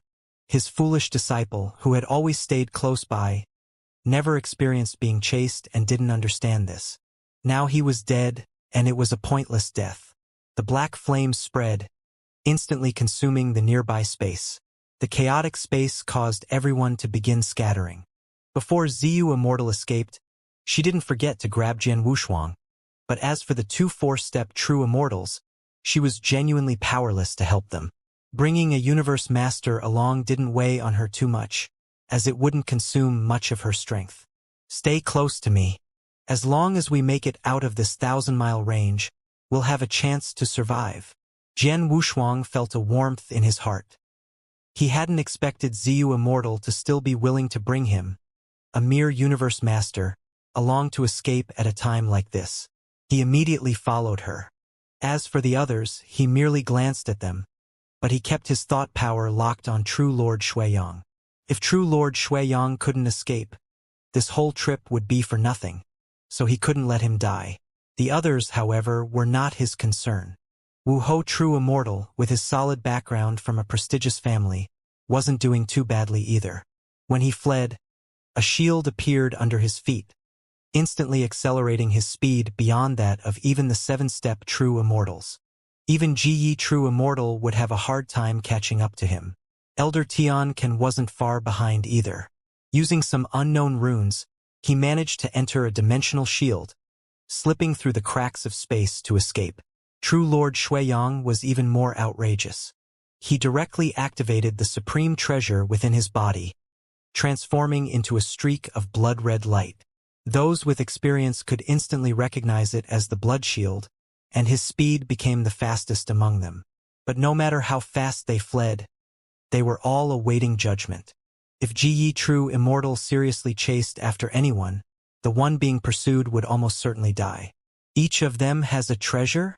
It seems their intentions are far from simple. Ji True Immortal's lips curled into a twisted smile. He didn't chase anyone but simply watched the escaping figures coldly. After briefly scanning them, he recognized who they were. After all, the powerful figures from Tiantan City were mostly well known. Xiu, Tian Ken, Wu Ho? He had identified the 3 strongest true immortals. When he spotted Wu Ho True Immortal, his brow twitched. He had just been drinking with Wu Dutu, and now he encountered a member of his clan. Out of respect for him, Ji True Immortal decided to spare Wu Ho True Immortal's life. But trespassing into the Blood River domain of the Shura realm still called for some punishment. A universe master? Yet Wu Ho wasn't the one who surprised him the most. What truly caught his attention was true Lord Xueyang. Because Xueyang had always kept a low profile, very few people knew his appearance. But his treasure was anything but low-key. A universe master with a speed comparable to an 8-step true immortal? Ji felt a thrill in his heart and thought to himself, this guy must be carrying a supreme treasure. My luck is really good. The Patriarch just rewarded me with a supreme treasure. And now I encounter another universe master with a treasure of his own. But for a universe master to carry such a treasure and use it so well, his background must be extraordinary. Of course, he didn't plan to hold back. Even if he killed him, it wouldn't matter. This was, after all, the domain of the twin-faced god. His superior was the Blood River Patriarch, one of the 10 true immortals under the twin-faced Buddha. If anything went wrong, the Patriarch would shield him, and even the twin-faced Buddha would step in if needed. This was the twin-faced god's domain. No matter how strong their background, killing them was nothing to worry about. None of you will leave, Ji Yi muttered darkly. Ji Yi origin source. The world instantly dimmed. The bright sky plunged into darkness. This was no ordinary darkness. Even thought power began to weaken. Ji Yi not only obscured their sight but also their thought power. The fleeing group suddenly became blind. They couldn't even figure out which direction to flee. At that moment, Ji Yi True Immortal made his move, starting with the 2 slowest 4-step True Immortals. 2 weaklings. No need to leave them alive. Killing intent surged in Ji Ye's eyes. Darkness enveloped the 2 4-step True Immortals, and within a single breath, they were swallowed by the night. Their life force completely vanished in the next moment, leaving behind only 2 storage rings. Ji Yi casually caught it in his hand. Next up was Fairy Ziyu. At this moment, Fairy Ziyu, who was fleeing frantically with Jian Wushuang, started to panic. Within the Ji Yi origin source, everything around them was engulfed in darkness. Nothing was visible to the naked eye, and even their thought power couldn't perceive anything. No wonder Ji Yi wasn't worried. He let us run while holding such a trump card. Despite her fear, Fairy Ziyu didn't lose her composure. At this critical moment, she crushed a small green bottle, releasing a green mist that instantly washed over her eyes. The darkness before her slowly receded. Sensing the powerful presence approaching from behind, she immediately took out a talisman. Freeze! Buzz! Within the Ji Yi origin source, time suddenly came to a halt. Only Fairy Ziyu and Jian Wushuang could move. Let's go! Fairy Ziyu grabbed Jian Wushuang, and another talisman appeared in her hand. 10,000 miles teleportation. Swoosh! In a flash, the two vanished, reappearing 10,000 miles away, outside the battlefield. However, they hadn't completely escaped the Ji Yi origin source yet. Despite this, by using the Zilluo furnace to block their aura, the two instantly vanished from any detection. Fairy Ziyu didn't dare to relax. After flying tens of thousands of miles at low altitude with Jian Wushuang, she finally dared to stop. They found a crevice along the shore and hid inside. As soon as they entered, they sensed a massive disturbance erupting from a distance of 10,000 miles. Did the fight break out? Fairy Ziyu sighed and said, I wonder if Taoist Xueyang will manage to escape safely. Jian Wushuang's thought power had been focused on true Lord Xueyang the entire time. He knew best whether the latter had a chance to escape. After he and Fairy Ziyu fled, Ji Yi was deeply shocked. Fairy Ziyu was merely a 4th-step true immortal, yet she possessed a talisman capable of freezing space. And it was done within his own domain. That talisman was, at the very least, refined by a top-tier Tao Lord. Recalling Fairy Ziyu's background, Ji Yi quickly understood. It had to have been crafted by Grandma Yin Hua. Otherwise, Fairy Ziyu couldn't possibly afford such a precious talisman. Seeing the two of them escape, Ji Yi didn't dare be careless any longer. He immediately pursued True Lord Xueyang. Though True Lord Xueyang was incredibly fast, already at the level of an 8-step True Immortal, Ji Yi himself was an 8-step True Immortal, and one of the top tier at that. Before long, he caught up with True Lord Xueyang, expecting to easily capture the Great Immortal. But to his surprise, Just as he caught up with the great Immortal, Shuiyang took out a terrifying Dao talisman. This wasn't just any talisman. It was a Dao talisman, containing the attack of a Dao Lord's might. True Lord Shuiyang, without hesitation, crushed the Dao talisman. A wave of violent energy swept through the Ji origin source. In an instant, it shredded the eighth-step true Immortal to pieces. The immense power surged in all directions. Even true Immortal Wuho and the Elder of Heaven's remnants were affected.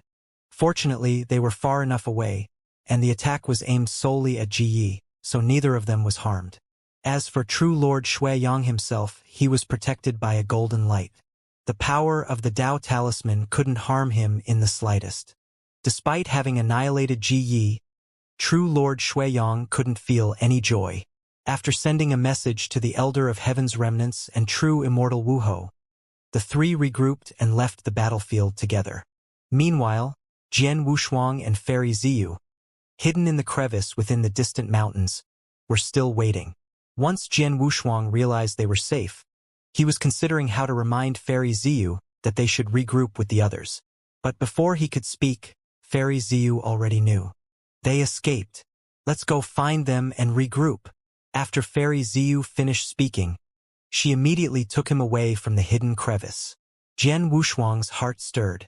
He sensed a peculiar presence of thought power, which likely came from the others who shared the same thought power tokens, enabling them to communicate through transmission. At the core of the twin-faced god's mansion stood Twin-Faced Mountain. Within the majestic hall atop the clouds, nebulae swirled, and a misty origin source aura filled the air. In the center, a figure sat cross-legged. No matter from which angle one looked, both sides of the person's face were visible. He was the twin-faced Buddha. One side joyful, the other sorrowful.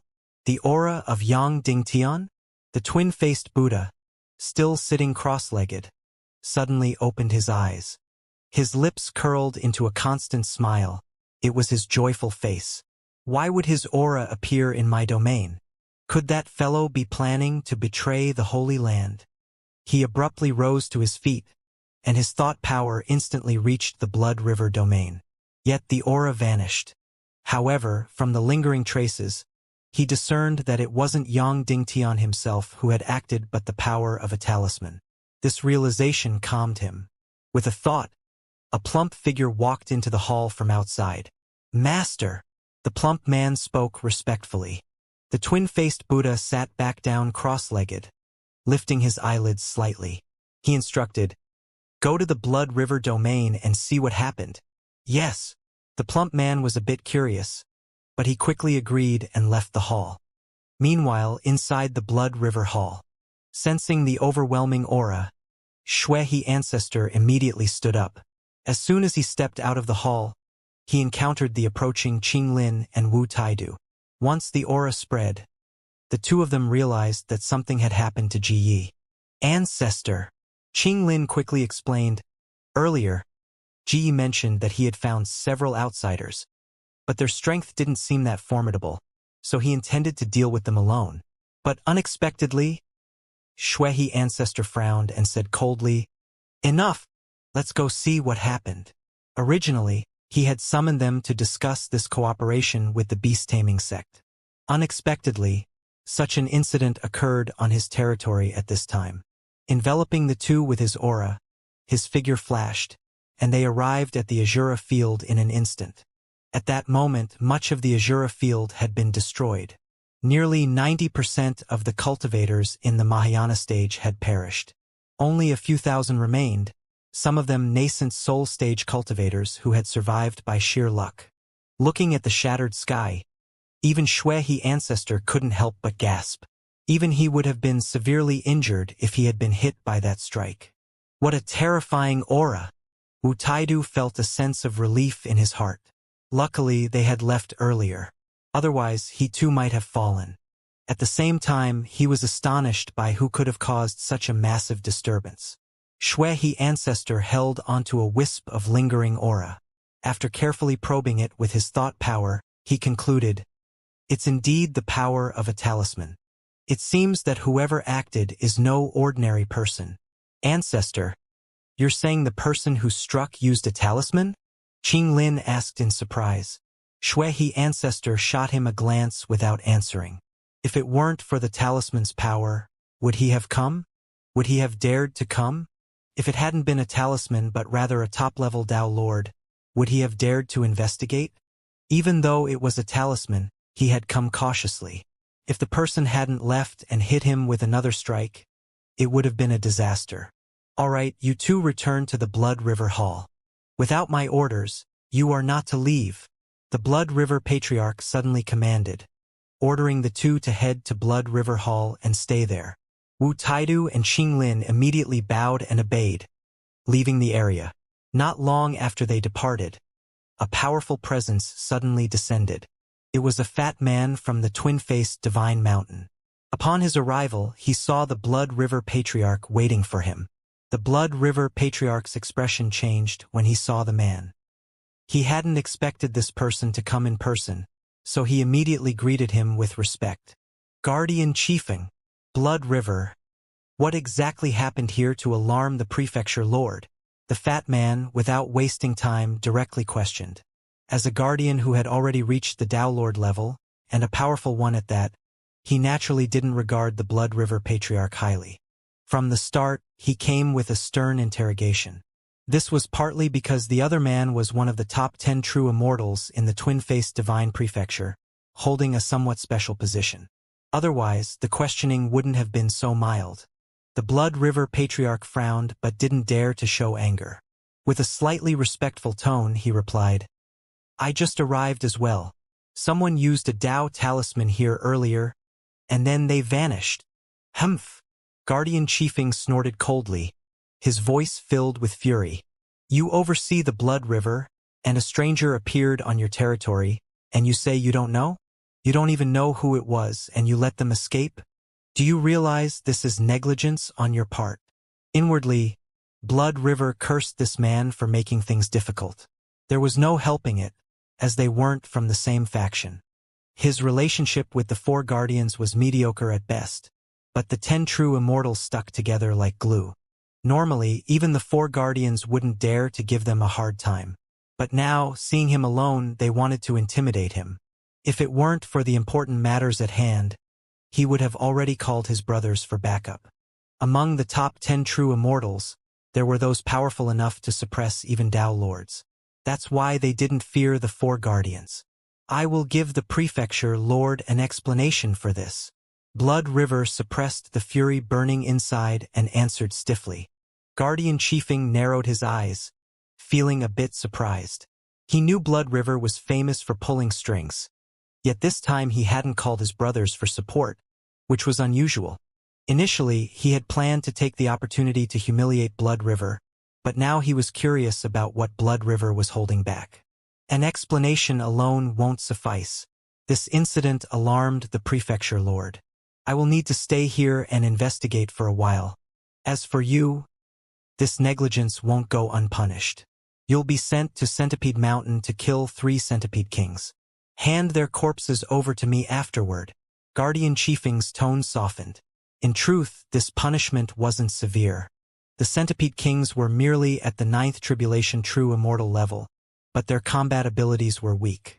With Blood River Patriarch strength, slaying 3 centipede kings posed no threat to his life. It would only require some time, and he'd have to mobilize the Blood Demon Guards for assistance. But at this moment, he had important matters to attend to and wasn't willing to go to Centipede Mountain to hunt the Centipede Kings. Since the punishment was determined by Guardian Chiefing, it could be changed. The Blood River Patriarch took a deep breath and retrieved a mustard seed-sized object, smiling as he offered it. Thank you, Guardian, for your leniency. It's true I, Blood River, have failed in my duties this time. Not only did I alarm the prefecture lord, but I also caused you to personally come here. In this mustard seed, I've placed a small token of apology for you, Guardian. Blood River, I've noticed you've become quite polite lately. Guardian Chiefing casually accepted the mustard seed bag and, after probing it with his thought power, widened his eyes. Inside were 2 peak-grade immortal weapons, almost comparable to a supreme-grade immortal weapon. For a 9th tribulation true immortal, this was no small fortune. These could be sold for millions of immortal crystals. Although Dao Lords already possessed supreme treasures and had no need for immortal weapons, who would ever complain about having more treasures? With a smile, Guardian Chiefing accepted the gift and said with a faint grin, "Since you're showing such a good attitude in admitting your mistakes, I'll let this punishment slide for now. But remember, the Blood River domain doesn't belong to you. It belongs to the Twin-Faced Divine Palace.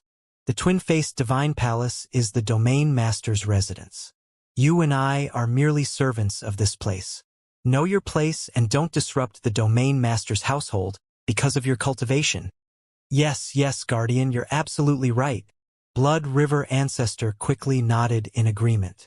What he didn't realize was that his strange behavior had already aroused Guardian Chiefing's suspicion. "All right, you're dismissed for now. Once I finish investigating, I'll report back to the Domain Master." Guardian Chiefing feigned indifference. This, however, made Blood River Ancestor secretly delighted. As long as he could get Guardian Chiefing out of the way, he could proceed with his own plans. "Thank you for your hard work, Guardian." After a few more flattering words, Blood River Ancestor eagerly left the Azura field. Guardian Chiefing, still watching Blood River Ancestor's retreating figure, smirked coldly. After scanning the area, Guardian Chiefing soon discovered the fallen body of a true immortal of the 8th Tribulation.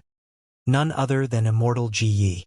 True immortals of the 8th Tribulation were rare in the Twin-Faced Divine Palace. Moreover, Immortal Ji was a formidable fighter with remarkable talent.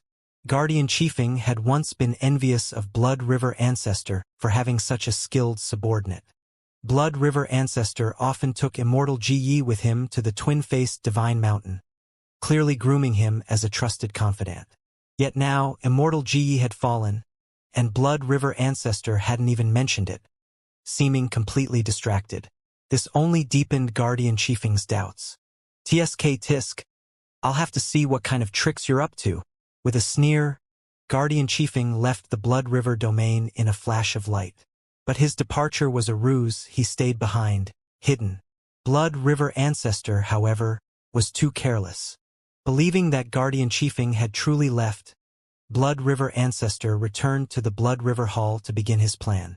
Seated on the main throne, Blood River Ancestor commanded, "Notify Blood Demon to come to the Blood River Hall to hold his position. The two of you, come with me to Yunhai Mountain." Now, Qinglin was visibly surprised. After all, Immortal Ji had just fallen. Wouldn't they need to investigate the incident? Blood River Ancestor, unwilling to explain, angrily rebuked. "Do I need to explain my actions to you? I wouldn't dare." Qinglin quickly bowed and obeyed. Meanwhile, Jian Wushuang and his companions were also heading toward Yunhai Mountain. At this point, after fleeing for some time, Yunhai Mountain was within sight. The group remained silent along the way, until Fairy Ziyu finally broke the silence. "Taoist Shuiyang, where is the secret passage you mentioned?"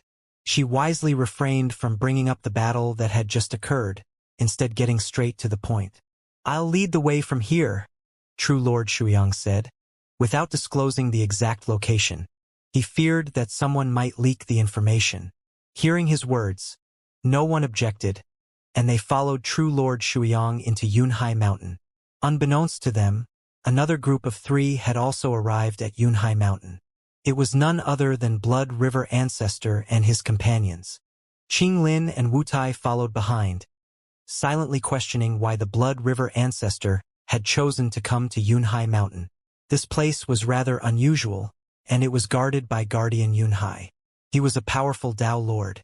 Entering this place without warning and concealing their presence clearly indicated they had no intention of greeting the other party. "Follow me." Ancestor Shui, he transmitted his voice. He immediately led the 2 into the thick clouds. After flying for a short while, they arrived at the Yunhai behind Yunhai Mountain. Below the sea of clouds was a vast, endless ocean. Swoosh! The 3 descended, and ripples spread instantly across the surface of the sea. "I've brought the divine beast this time. If it still doesn't work, we'll have no choice but to take the other path." Ancestor Shui, he took a deep breath and led the 2 of them into the sea. They dove deep into the ocean, descending 10,000 feet until they reached the seabed. The depths were not only silent but pitch black, with no signs of life around them. After traveling tens of thousands of miles along the seabed, Ancestor Shui he finally stopped, turning to Wu Taido. Release the Black Flood Dragon. Understood. Wu Taido did not hesitate and immediately released the Black Flood Dragon. This was because the sect master had instructed them to follow Ancestor Shui he's orders in everything. Upon seeing the Black Flood Dragon, Ancestor Shui he's tense expression softened with a trace of joy. His tone towards the two also became much more relaxed, saying, "Wait here. Do not move around recklessly, and be sure not to reveal your presence." Understood. Qinglin obediently agreed this time. Wu Taido also nodded obediently.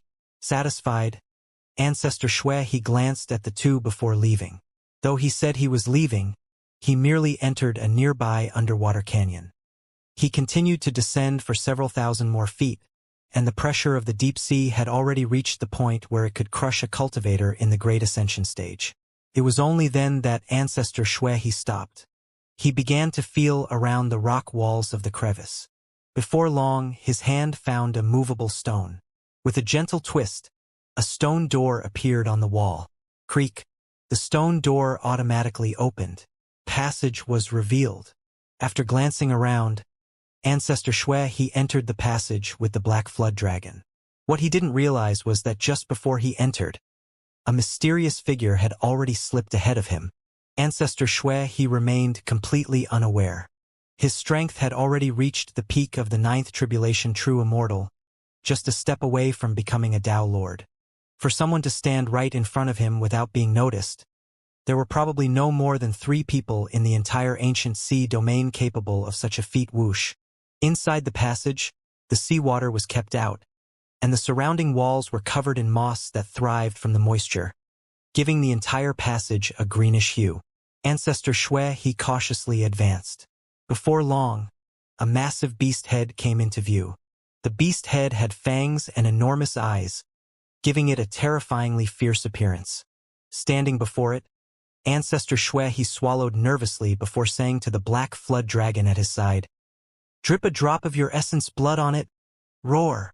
The Black Flood Dragon resisted at first, but its life imprint began to glow, leaving it no choice but to obediently drip its blood onto the beast head. As soon as the dark green blood touched the beast head, a golden light burst forth.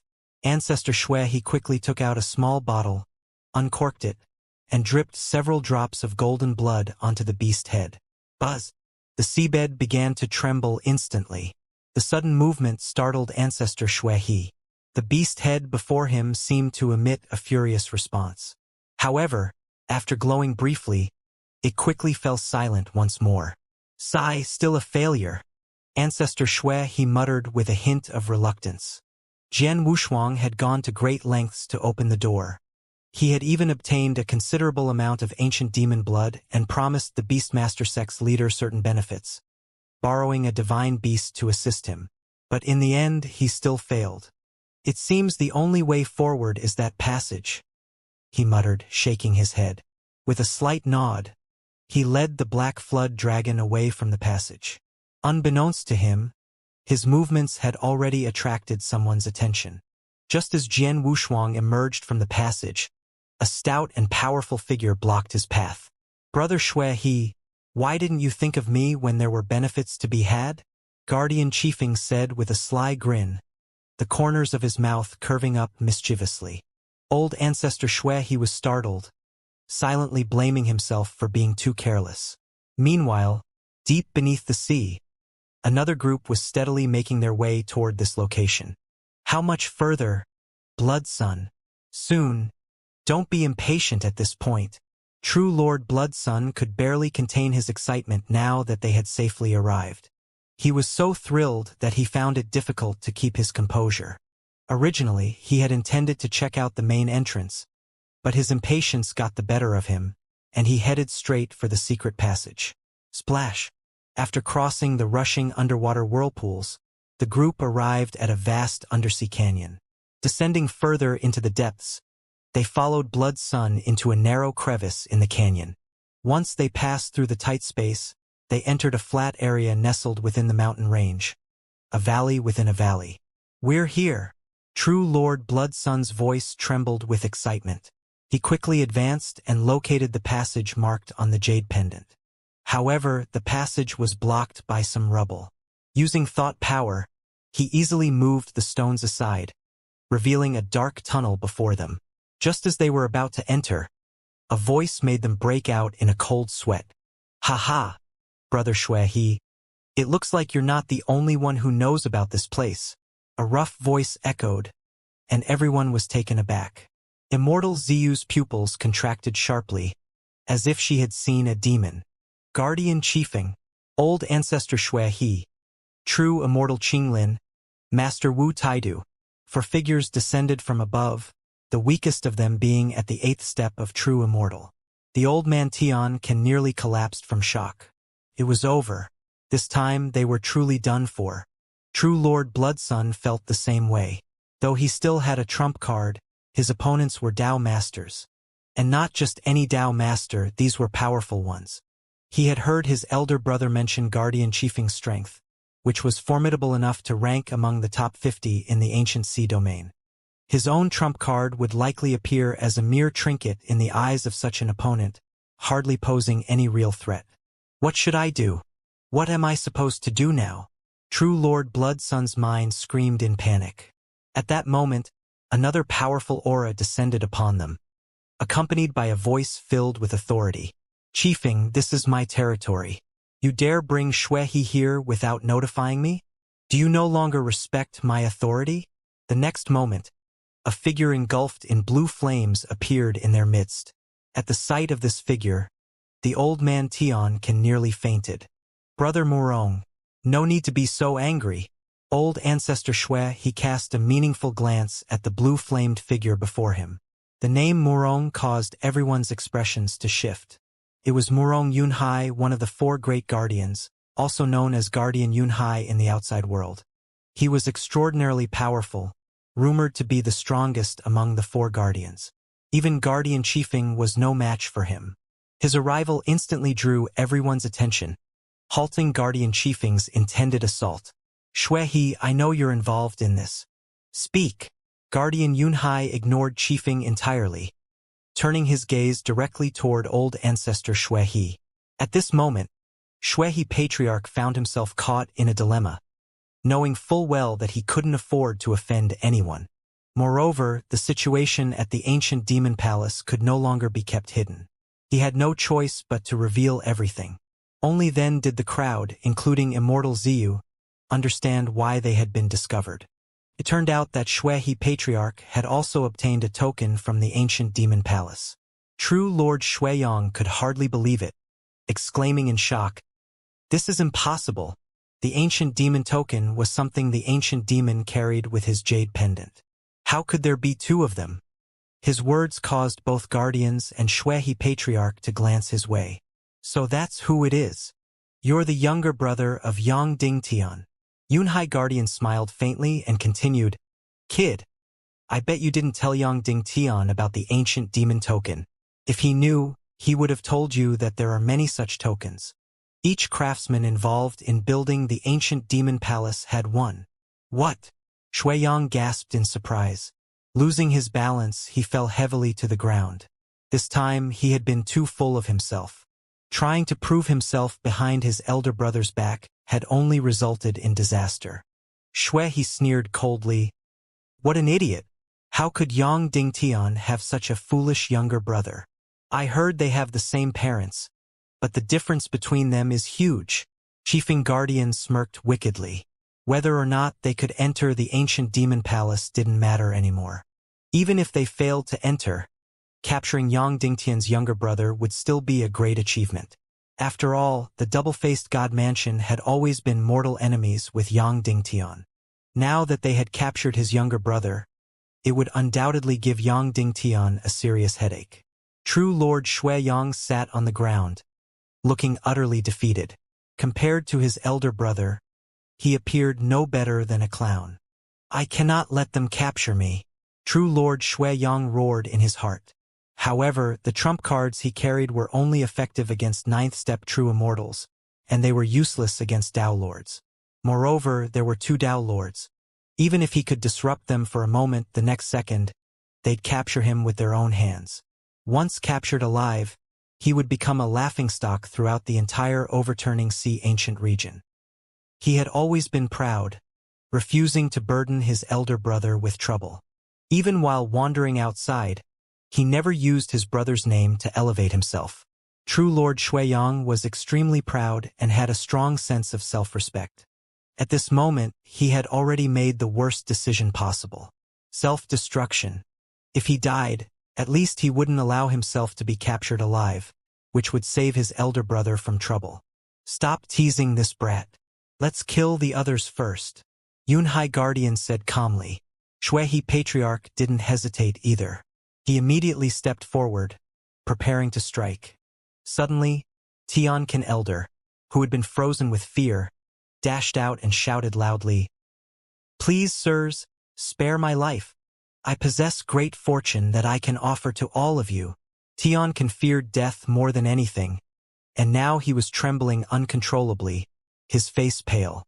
With such a fear of death, it was impossible for him to just wait for it. He would do anything to survive. "Old fool, do you think I'm a child?" Xuehe scoffed as he struck without hesitation. A blood-red column shot out instantly. Aimed directly at the quivering Tianqin, Yunhai Protector seemed to sense something familiar from Tianqin. His brow furrowed. In the next moment, a sudden explosion echoed. Tianqin dropped to his knees, covering his face with both hands, screaming, "No! I have a secret. I know where a powerful outsider is hiding." Boom! A moment later, Tianqin, panting heavily, opened his eyes and realized he wasn't dead. In front of him stood a figure with his back turned. It was Yunhai Protector. He was gripping the blood column with one hand, crushing it effortlessly. The terrifying power from the act pushed Xuehe backward. The overwhelming divine power caused Xuehe's chest to resonate painfully, and he nearly spat out a mouthful of blood. But he forced it down, glaring angrily at Tianqin. His voice was filled with dissatisfaction as he asked, "Yunhai Protector, what are you doing? Do you seriously believe the words of a cowardly true immortal? Yunhai, you're going too far." Xuehe was just being kind, cleaning up the trash. "Why are you defending it? Is Tianqin your illegitimate child or something?" Chiefing Protector sneered. Yunhai Protector, having crushed the blood column, ignored the complaints of both men. Slowly, he turned to Tianqin and, without warning, crushed Tianqin's arm with a single grasp. A ring that had been on Tianqin's finger floated in midair. Yunhai Protector grabbed it and, with a slight use of his thought power, inspected it. A smile crept across his lips. "This ring is your ticket to survival." Yunhai Protector casually tossed the ring back to Tianqin. Tianqin, who had been on the brink of death, let out a long breath of relief and hurriedly knelt down to express his gratitude. Both Chiefing Protector and Xuehe were extremely curious now.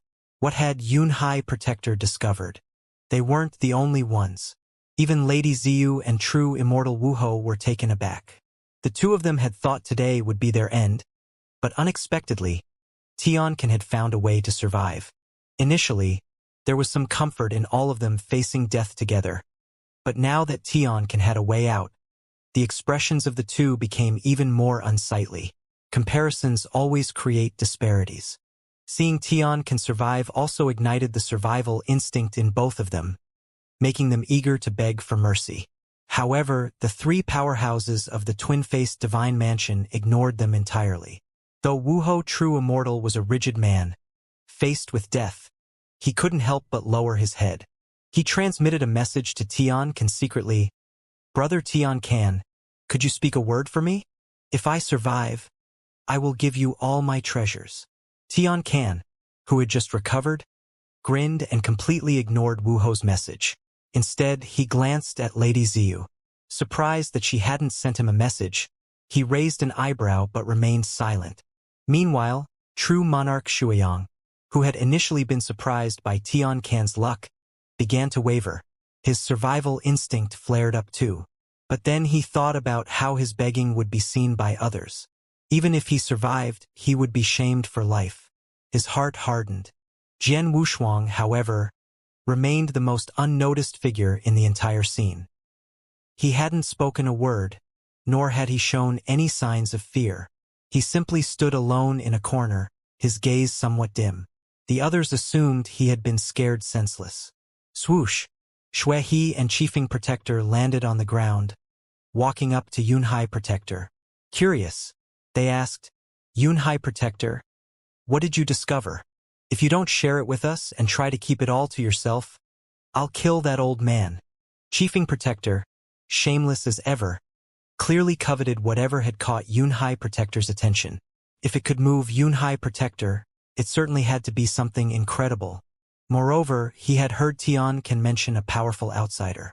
The implications of this were even greater. After all, only true immortals could traverse the chaotic flows of the starry sky. Those capable of crossing worlds were elite among the true immortals. Most were Dao Lords or even Emperors. Guardian Yunhai looked coldly at Guardian Chiefing, who was threatening him with a mischievous grin, and said in a stern voice, "If you want to kill, go ahead and do it. As long as you're prepared to bear the consequences, I won't say a word." "Brother Yunhai, there's no need for this," Guardian Chiefing replied, still unaware of the gravity of the situation, his tone agitated. "We're all working under the same Lord. We see each other all the time. Why let it come to this? Just tell me what's going on. Give me a chance, and I'd be grateful." Shui He, the old ancestor, had no opportunity to speak. Even though he was a ninth tribulation true immortal and could match an ordinary Dao Lord, he still fell far short compared to the two protectors. Yet today, since he had the chance to hear about this matter, he knew he wouldn't walk away without some benefit. Yunhai Protector glanced at the two of them before saying in a heavy tone, "First, we should investigate the ancient demon's palace. I'll personally report this matter to the Lord. When the time comes, the three of us will go together. Don't think I'll take all the credit for myself." "Ha!" Shui He, the old ancestor, was startled. Does such a small matter really require the Lord's personal involvement? Guardian Chiefing was equally surprised. Though the outsider was powerful, most of them were Dao Lords, not significant enough to draw the Lord's attention. After all, the Lord was currently merging with the Sequence legacy. Once the merge was complete, he would undoubtedly become the strongest in the entire overturning sea ancient domain. At that point, there would be no need to remain in this desolate place. He could directly head to the sacred land for cultivation. He was preparing to harmonize with the Tao. If he succeeded in doing so, the Tao Lord, having merged two great sequences, would be as powerful as a Saint Lord. In their eyes, the Lord was extraordinarily gifted and truly stood a chance. Naturally, a mere outsider would be of little interest to him. Unless, of course, this outsider was an Emperor Lord. But in that case, the Lord might not even be a match. Seeing their curious expressions, Yunhai Protector lowered his voice and said, "The outsider Tiancan mentioned is the mysterious cultivator who injured the Lord earlier. The Lord has been searching for this person ever since. That cultivator was poisoned by an ancient toxin and doesn't have much time left. Perhaps by now they've already perished. So what do you think? Does the Lord care or not?" These words left Shui He, the old ancestor, and Guardian Chiefing frozen in place. Earlier, when the twin-faced Buddha was injured, they had both thought it was Yang Dingtian's doing. They hadn't expected it to be an outsider.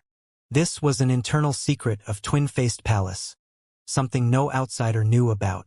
Only a few people were privy to the truth, and Yunhai Protector was one of them. He had been by the side of the dual-faced Buddha when they encountered that mysterious expert from another world.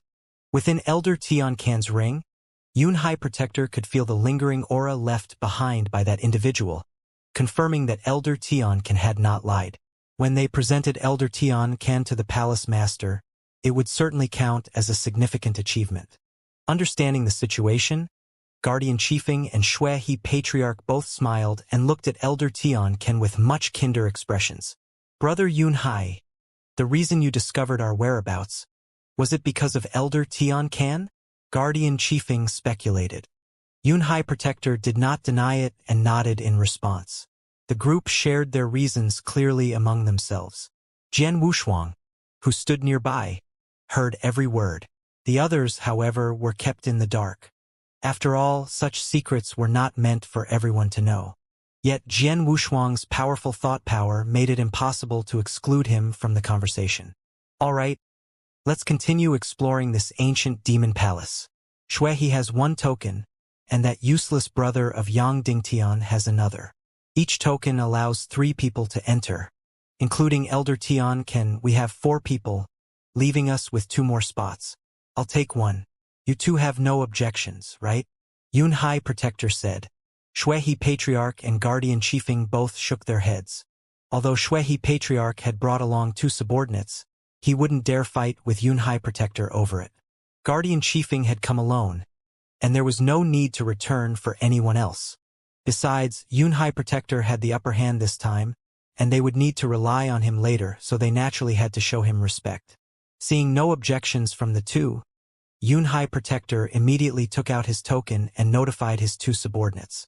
While waiting for them to arrive, it was time to deal with the small fry. Tian Ken, I'll give you an opportunity. Follow me into the ancient demon palace. After we've finished exploring, I'll take you to meet the palace master. As long as you behave, once everything is over, the palace master will reward you. Guardian Chiefing played the role of the good guy for now, since they would still need Elder Tian Ken later. Once they were done with him, giving him some benefits wouldn't hurt. If necessary, they could always silence him. Although Elder Tian Ken harbored some doubts, he still put on a submissive smile and thanked them profusely. Good. Guardian Chiefing turned to the others and suddenly opened his mouth wide. A powerful suction force instantly drew True Immortal Wuho toward him. Buzz. True Immortal Wuho's expression changed dramatically. He wanted to resist but couldn't fight the overwhelming suction. In the next moment, he was swallowed whole by Guardian Chiefing. His fate, needless to say, was sealed. The rumors about Guardian Chiefing's taste for human flesh turned out to be true. Witnessing this, Fairy Ziyu turned pale with fear. The look Guardian Chiefing gave her made her legs tremble uncontrollably. As his gaze traveled down her body, lingering on her snow-white legs, Guardian Chiefing smirked wickedly. Such tender skin, you must taste even better. Just as he was about to act, Fairy Ziyu hastily pulled out a token and pleaded, Spare me, Guardian Chiefing. I am the goddaughter of Silver Flower Madam. Oh! Guardian Chiefing raised an eyebrow in surprise. So that's why you reek of that old hag. You're her goddaughter, huh? That makes me even more excited. Shuehe Patriarch couldn't help but chime in. That old witch Silver Flower has gifted plenty of beautiful women to many powerful figures, yet she never offered any to our dual-faced god palace. Her influence won't help here. Elder Tian Ken stood to the side, watching coldly, feeling disdain toward Fairy Ziyu's attempts to use her connections.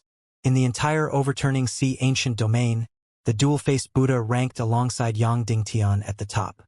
The dual-faced Buddha, being a powerful figure from the Holy Land, had little fear of offending others.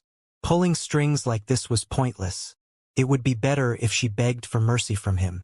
Elder Tian Ken's eyes gleamed with greed. He had long coveted Fairy Ziyu, but outside, his status was too low, and although his strength was considered top-tier among his peers, he lacked the background and connections that Fairy Ziyu had. Hence, he never dared make a move. But now, things were different. The secrets he possessed were enough to make the 3 powerhouses in front of him envious. If he pleaded for her, they would surely show him face. However, Fairy Ziyu stubbornly refused to ask him for help. We'll see how long you can hold out, Elder Tian Ken sneered internally. Realizing that Silver Flower Madam's influence held no weight, Fairy Ziyu took out another token, this one dark and foreboding, and cried out, I have the identity token of the City Lord of Tianxin City. I beg the 3 elders to spare my life for the sake of the City Lord. When she presented the City Lord's token, Guardian Chiefing was momentarily stunned. The City Lord of Tiantan, though his strength wasn't particularly impressive, only slightly stronger than theirs, was still ranked around the 30th in the entire Fuhai ancient domain. But his background was exceptional. No one in the Fuhai ancient domain dared to touch him because he hailed from a holy land. Moreover, his connections within the Holy Land were quite strong, which was why, despite his mediocre strength, he could still secure such a lucrative position. It's definitely the Tiantan guy's token, Yun High Protector reminded with a hint of caution. Guardian Chiefing sneered. So what if it is? Do you think he'd actually dare to mess with our dual-faced god palace? Though the Tiantan City Lord had a decent background and connections, he was still leagues away from the true powerhouses of the Holy Land. And Purple Feather Fairy was at best a mere plaything for the Tiantan City Lord. Could he really fall out with the dual-faced god palace over a mere plaything? Brother Yun Hai, you've already given the other 2 spots to your own people. If you want to give face to Tiantan, you'll have to bring one less person inside. Guardian Chiefing chuckled nastily. In fact, it wasn't necessary to take Purple Feather Fairy inside. Just having someone escort her out would suffice. But Chiefing deliberately said that to dissuade Yun High Protector from worrying about giving face to the Tiantan City Lord. He had no face to give the Tiantan City Lord. Besides, if he killed her here, Tiantan City Lord wouldn't even know it was his doing. And considering Purple Feather Fairy and her group snuck into the dual-faced god palace, the logic was on his side. TSK, so you've got that guy's personal token, huh? Seems like you've got something going on with him. Chiefing licked his lips, a wicked smile appearing on his face. Seeing that her connections couldn't get her out of this situation, Purple Feather Fairy was completely desperate. Guardian Chiefing reached out with his greasy hand, gently caressing her smooth, jade-like neck. His dark tongue slithered out as he was about to take a bite when someone stopped him.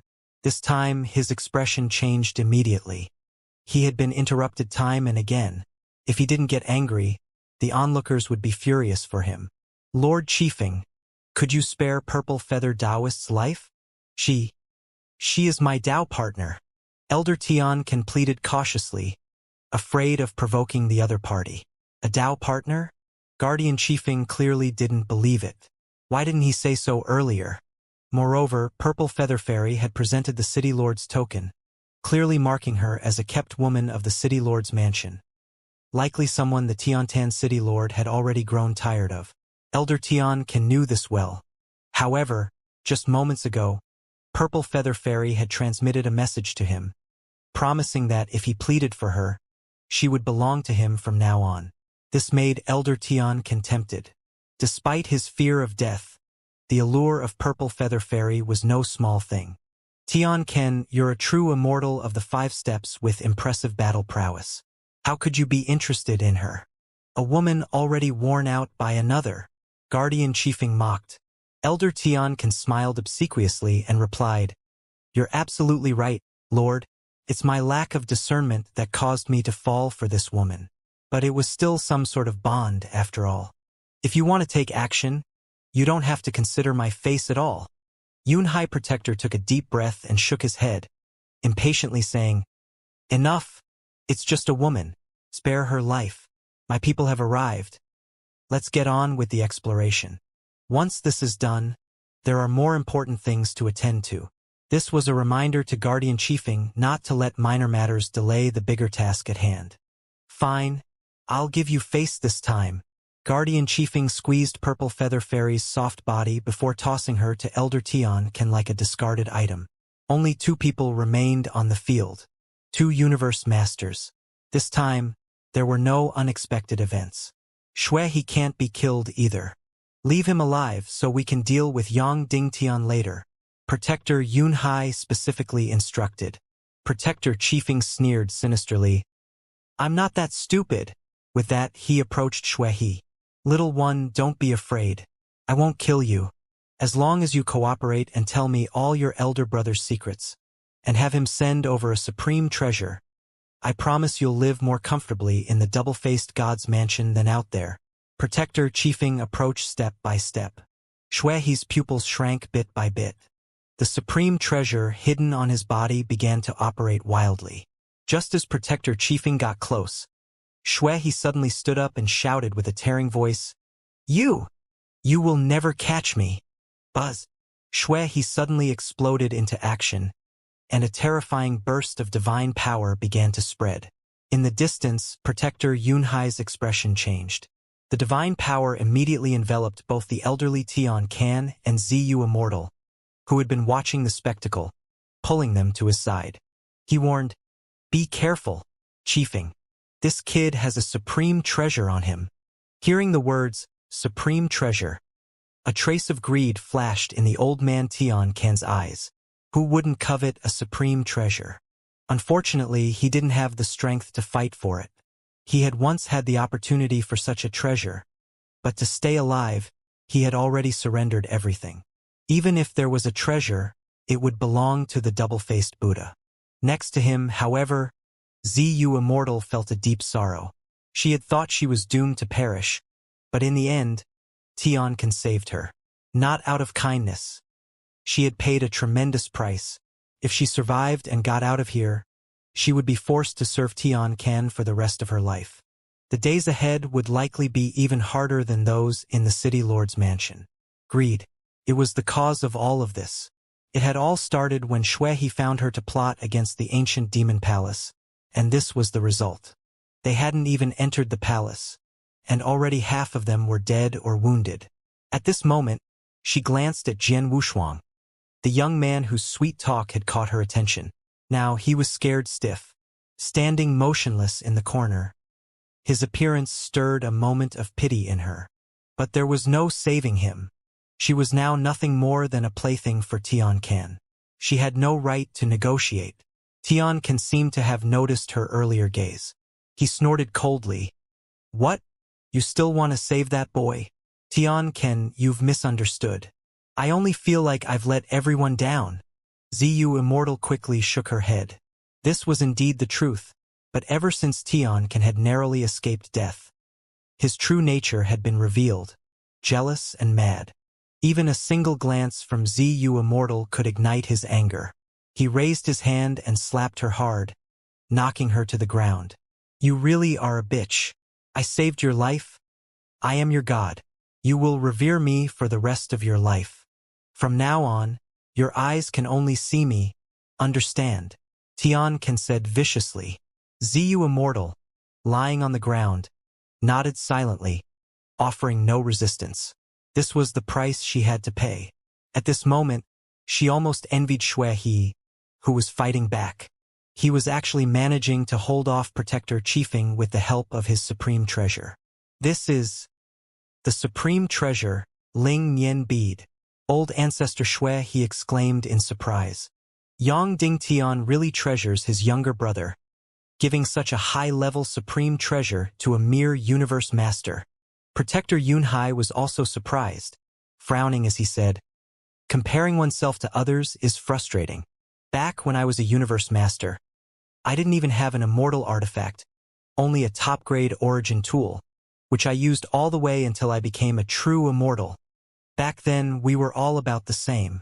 But after encountering the Palace Master, each of the 4 guardians received a high-grade treasure set. Even someone like me, a 9th-step true immortal, managed to get 1 piece of high-grade treasure."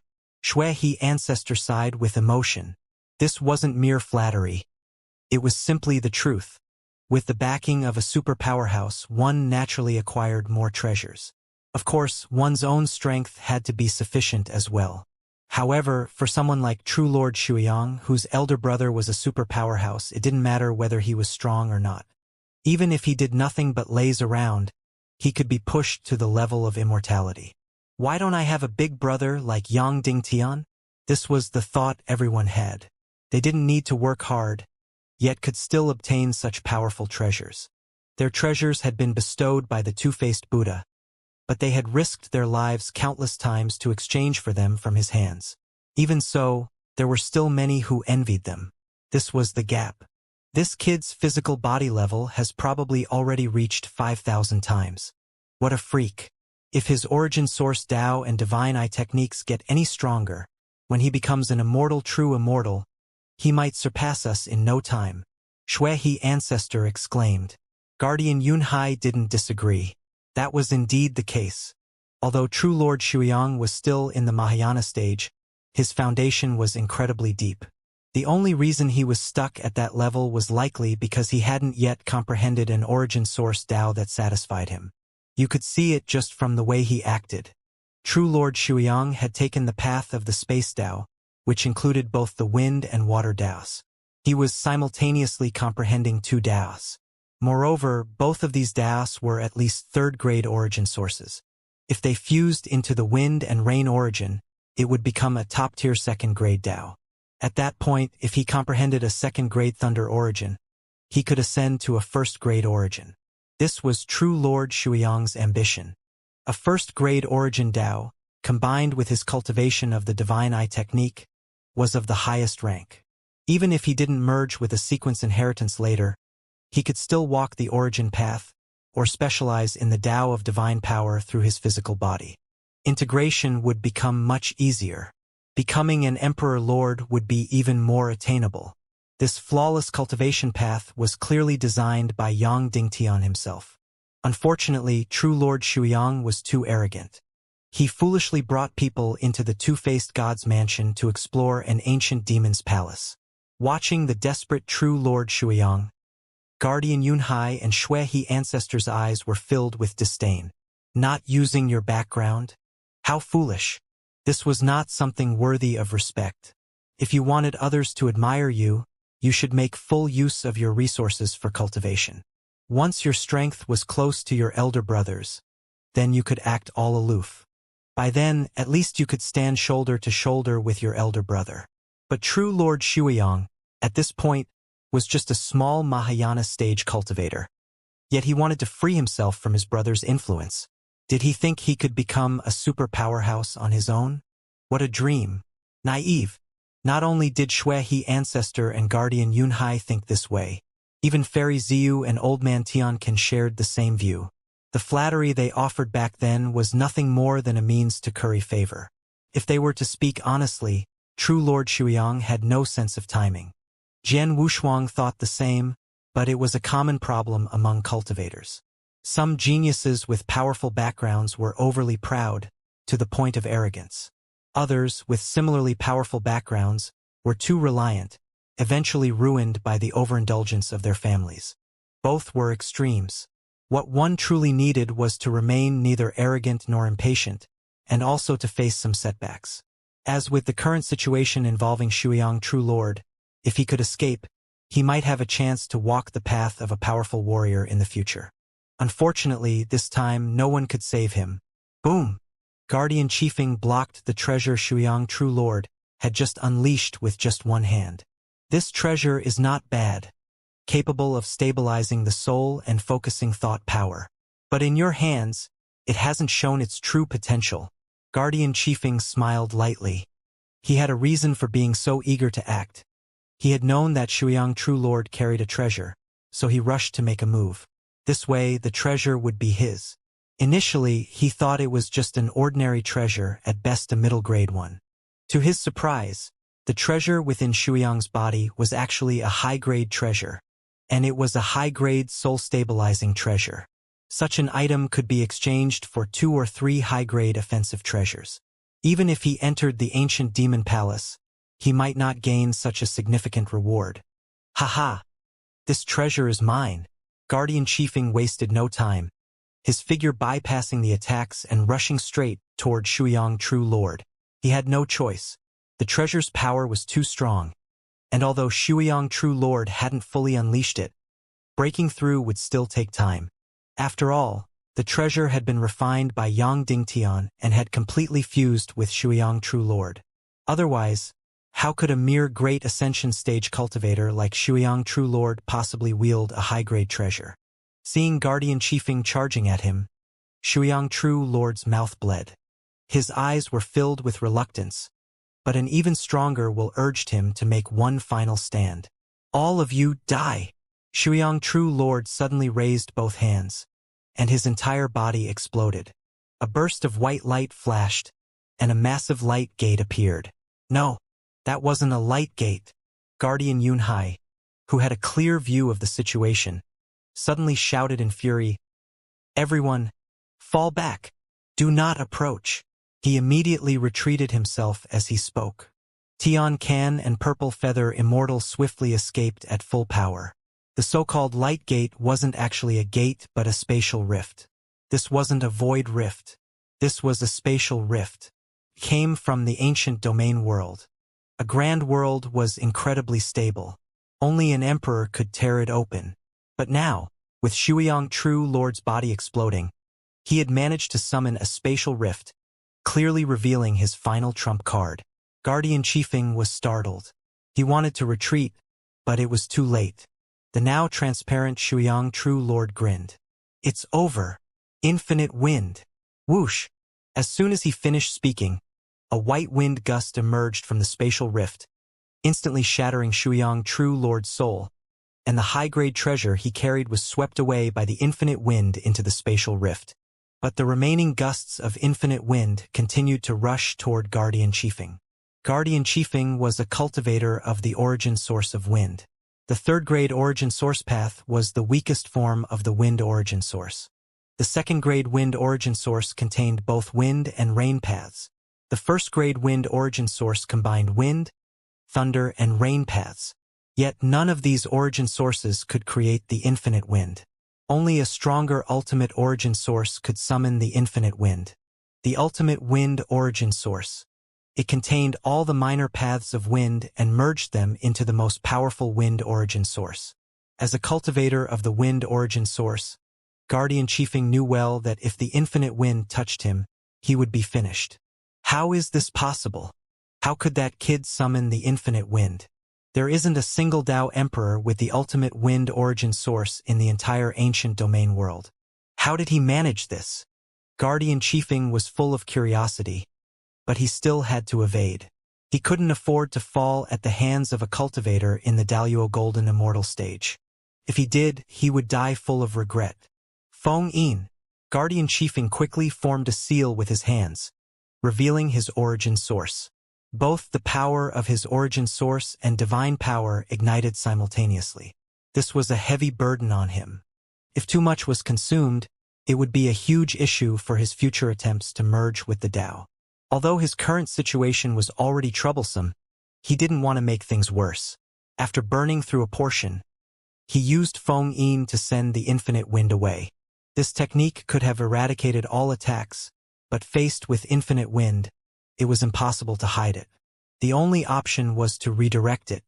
The vast, overwhelming infinite wind instantly destroyed the underwater canyon, and the surrounding waters surged into towering waves that reached the height of city walls. Everyone originally at the seabed could now see the sky outside. That damn Guardian Chiefing! Shui cursed inwardly as he saw the infinite wind blowing toward him. He swiftly dodged out of the way. Fortunately, it was still quite a distance away, so it was easy to avoid. However, the same could not be said for Wu Taidu and the green-scale powerhouse with him. They lacked the speed to escape and were torn to pieces by the infinite wind, leaving not even a trace behind. Their immortal weapons were shattered as well. Only higher-level treasures could survive, as even ordinary ones couldn't withstand an attack of this magnitude.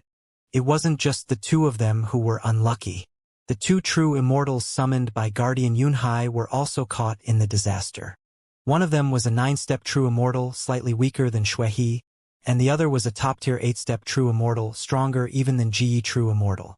When the infinite wind swept through, they didn't even sense its power before being torn to powder by the white tempest.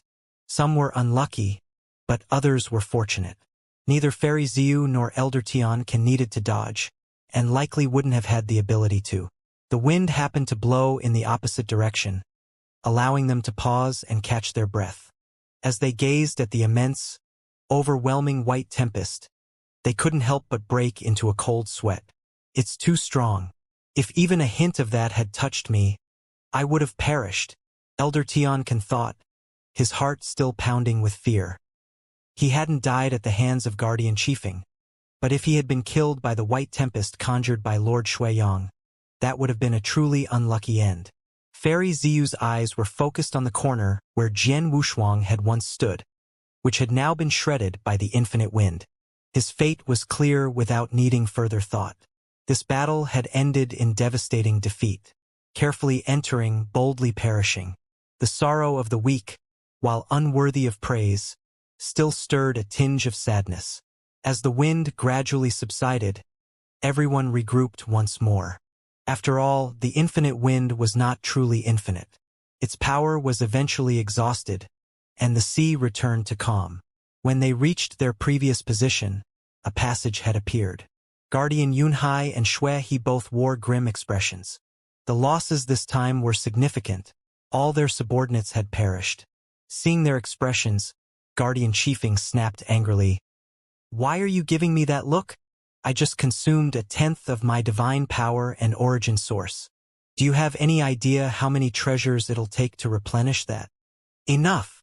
Guardian Yunhai forcefully suppressed his anger. Only after seeing that Elder Tian Kan was unharmed did his expression finally ease. Guardian Chiefing also understood that at this point, it was pointless to argue about the extent of the losses.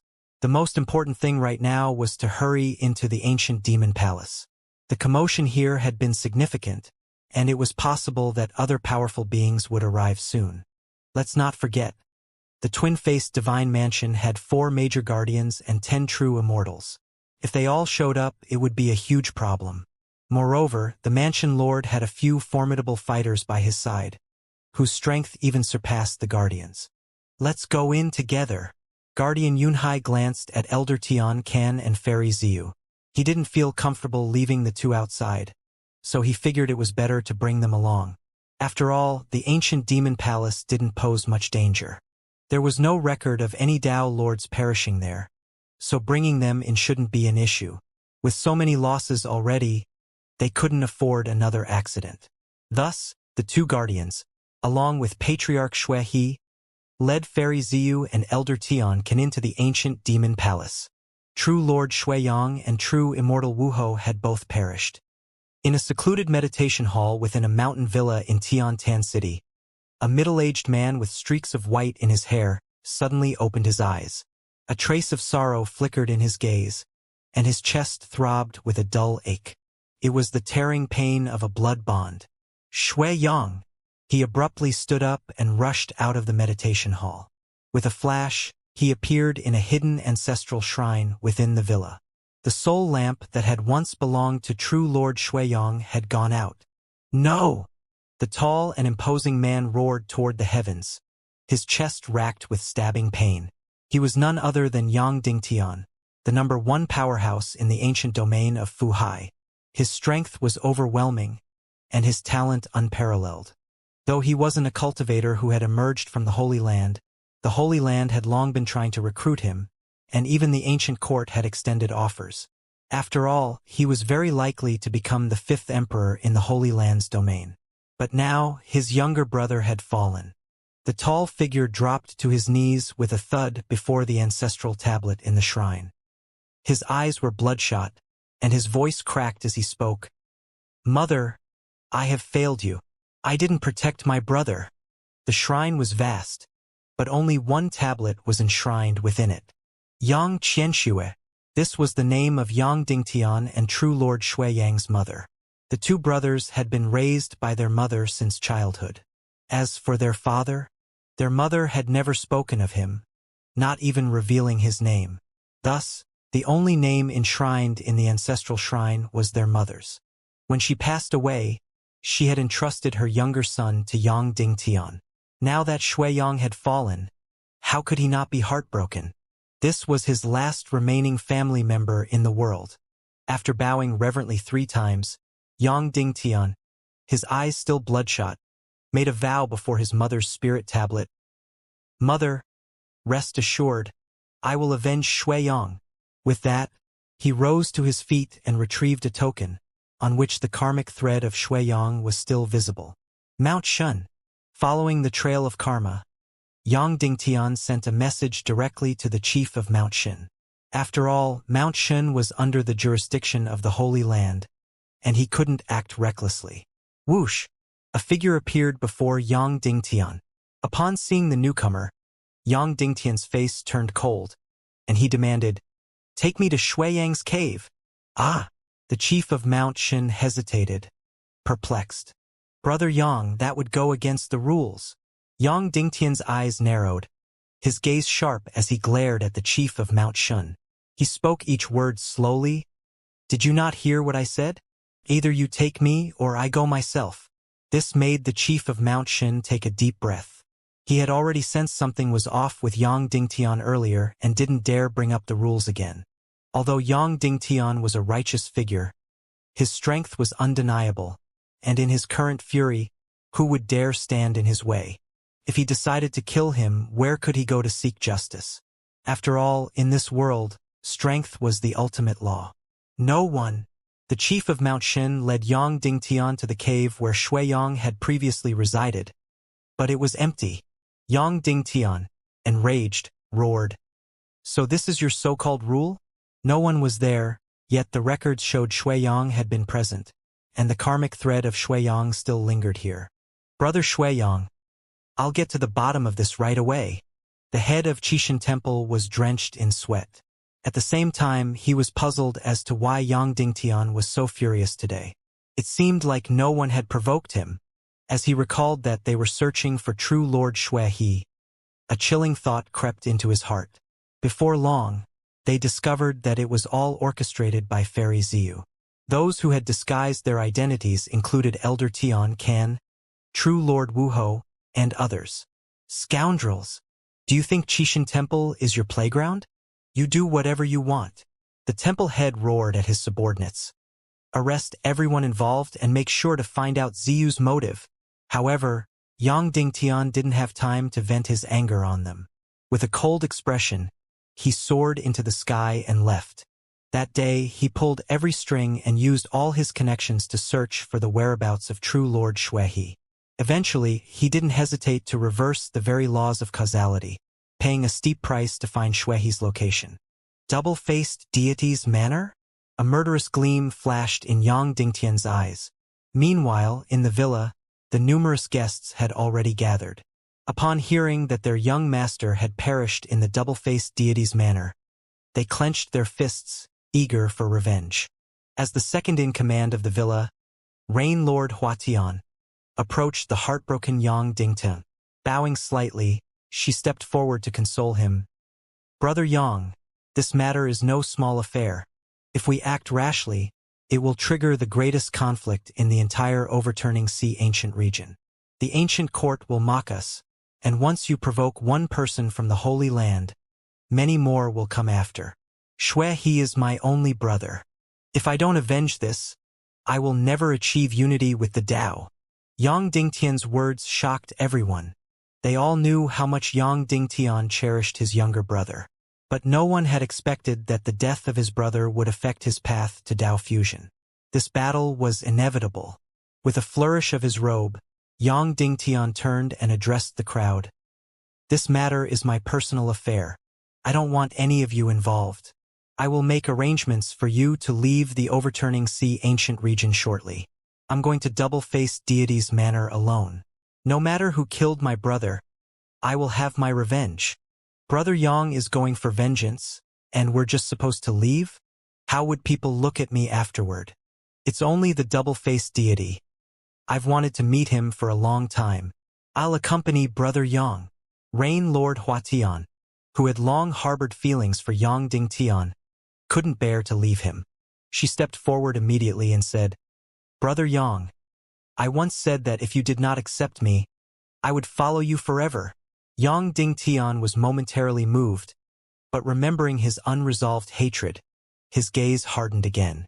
The rest of the group began to shout, Count me in! In the hall stood hundreds of true immortals, the weakest of whom had reached the 7th step. Not one of them backed down. All were willing to follow Yang Dingtian to the double-faced deity's manor for revenge. The Overturning Sea region will face a battle sooner or later. Why not let it be today? Someone shouted, and for a moment, everyone was stunned. Then, excitement lit up their faces as they said, That's right. Let's settle this today. We'll help Brother Yang avenge his brother and wipe out the entire double-faced deity's manor in one go. After all, this is an internal conflict within the Overturning Sea region. The Holy Land won't be able to intervene. If that's the case, we should prepare ourselves properly. In just an hour within Tiantan City, they devised a plan that would alter the fate of the entire overturning sea ancient region. In comparison to Shui Yang True Lord's petty schemes, they were utterly insignificant. At this moment, the double-faced divine mansion remained completely unaware of the situation. Even Guardian Chiefing, who had entered the ancient demon palace, had not anticipated that his actions would trigger a war that would sweep through the entire overturning sea ancient territory. Inside the ancient demon palace, the few who had entered had already scoured the entire palace, searching every corner meticulously. Yet they hadn't found a single thing, not even a single immortal herb or an immortal artifact. How is this possible? The ancient demon palace shouldn't have been explored yet, Guardian Yunhai exclaimed in disbelief. Could it be that someone looted this place before the double-faced divine mansion was established? Guardian Chiefing shook his head and replied, "No, the treasures here were likely taken recently. I can sense the lingering essence of an immortal herb in the air. Indeed, there was still a strong herbal scent within the palace. If the treasures had been taken millennia ago, the scent would have long dissipated." The two guardians simultaneously turned their gaze towards Shui, the old ancestor. 2 tokens had been obtained, one by Shui Yang True Lord, but he had never entered this place before his death. The other token had been obtained by Shui, and he had been here before. Don't look at me like that. We all entered together. How could I have taken the treasures right under your noses? Shui felt uneasy under their stares and hurriedly explained. Guardian Chiefing scoffed, "Shui, don't fool yourself into thinking you're a good person. Back when the swirling god sex treasure emerged, you killed many of your fellow divine mansion disciples for it. Do you think you hid it well?" Hearing this, Guardian Yunhai said nothing, but stood by and watched the drama unfold. Everyone knew there were 2 ways to enter the ancient demon palace. Entering through the main gate allowed access to the ancient demon's hidden sleeping chambers, something even the craftsmen couldn't replicate. However, entering through this path meant they couldn't reach the hidden chambers. The one who acquired the first token had a chance to enter, but only if they possessed ancient demon blood. It wasn't something one could bypass by having a high enough level of life force. Ancient demon blood had long disappeared from the world. Although the ancient demon left behind descendants among various races, their bloodlines had diluted to the point of insignificance by now. Even if someone with such blood existed, they wouldn't dare reveal themselves. After all, the ancient demon's entire body was a treasure, and its descendants were no less valuable. Thus, the possibility of entering through the main gate was nearly zero, especially since Guardian Chiefing had been keeping an eye on Shui the entire time. Shui had never gone through the main gate. Otherwise, he wouldn't have tried using the bloodline of a divine beast. Now, Guardian Chiefing was making things difficult for Shui, clearly trying to help his mistress vent her frustrations. It was said that many had died at Shui's hands when the swirling god sex treasure emerged, including several strong figures from the double-faced divine mansion. However, Shui had covered it up well, killing everyone involved and blaming it on the swirling god sect. Guardian Chiefing had close ties with the swirling god sect, so naturally, Shui had made an enemy of him. Now, it was clear that Guardian Chiefing was looking for trouble, openly trying to ruin him. Within a single day, Shui had lost 2 of his most important subordinates, including Ji True Immortal, whom he valued the most. Then Qinglin had fallen as well. To make matters worse, Wu Taido had died, and along with him, the divine beast in the beast nest had perished as well. He had wagered a precious treasure with the beast-taming sect, but now the treasure was gone, and he had offended the beast-taming sect in the process. A divine beast was far more valuable than a precious treasure, and unless he was willing to offer compensation, there was no way to smooth things over. Yet, their harvest from entering the ancient demon palace was 0. What could he possibly use to compensate? He couldn't possibly use his own precious treasure as compensation, could he? Holding back a stomach full of anger was already difficult, but now he was being picked on by Guardian Chiefing. Even though the other party was a guardian, at this moment, Shui couldn't stand the insult any longer. "I told you I didn't take it, so I didn't take it. If you don't believe me, there's nothing I can do about it. Since there's no treasure here, I'll be leaving now. Shui scowled, turned around, and prepared to leave. But Guardian Qifeng, having finally found an opportunity, wasn't about to let it go so easily. He blocked the path and sneered. What?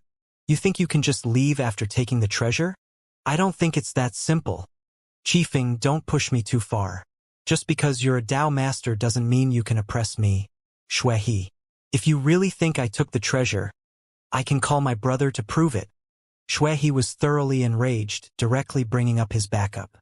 At the mention of his brother, Guardian Qifeng's lips twitched, but he wasn't willing to back down either. What? Trying to use Chu Xiong to pressure me? A 9-step true immortal is still a 9-step true immortal. As long as he doesn't become a Dao master, he can't scare me. Chu Xiong, the leader of the top 10 true immortals in the dual-faced divine palace. Though his origin source had not yet reached perfection, the origin source he cultivated was the first-grade thunderstorm origin source.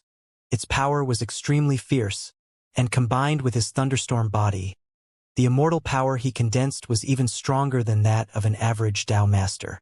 Crucially, he had also perfected the inheritance of the divine eye. Cultivating 2 sequences simultaneously, both had reached perfection. The dual-faced Buddha had said that once Chu Xiong took that final step and his origin source reached perfection, becoming a Dao master, he would be able to rival the Buddha himself. He was also destined to become the second leader of the dual-faced divine palace. Such a figure held a position higher than the 4 guardians. However, Chu Xiong had been in seclusion for a long time and rarely ventured out, so his influence wasn't particularly widespread. Otherwise, Qifeng wouldn't have dared to completely disregard him and still press down on Shui. On the side, Guardian Yunhai couldn't take it anymore. The 2 biggest losers in this situation were himself and Shui. Initially, he had wanted to sit back and watch, letting Qifeng play the bad guy while he played the good guy, hoping to coax some treasures out of Shui. Make him cough up some blood, so to speak. But now, Shui had already brought up his backer, and if things kept going this way, there would be a real fight soon. That wouldn't benefit anyone. After all, they were all part of the same force. Qifeng, Shui, both of you say no more. Now is not the time for infighting. Let's not make ourselves a laughingstock for these youngsters. Guardian Yunhai gave both of them a way out. At the same time, it hinted that Qifeng couldn't continue this way. Shui Patriarch glanced over, cursed under his breath, and said nothing more. Guardian Qifeng was the same. Seeing the 2 of them stop arguing, Guardian Yunhai continued, "This is more like it. We're all on the same side, and this time we've all suffered considerable losses. If we leave like this, wouldn't that be a waste? Why don't we work together to break open this palace? We might even find some treasures." The ancient demon's palace was, after all, just a palace, not the ancient demon's lair.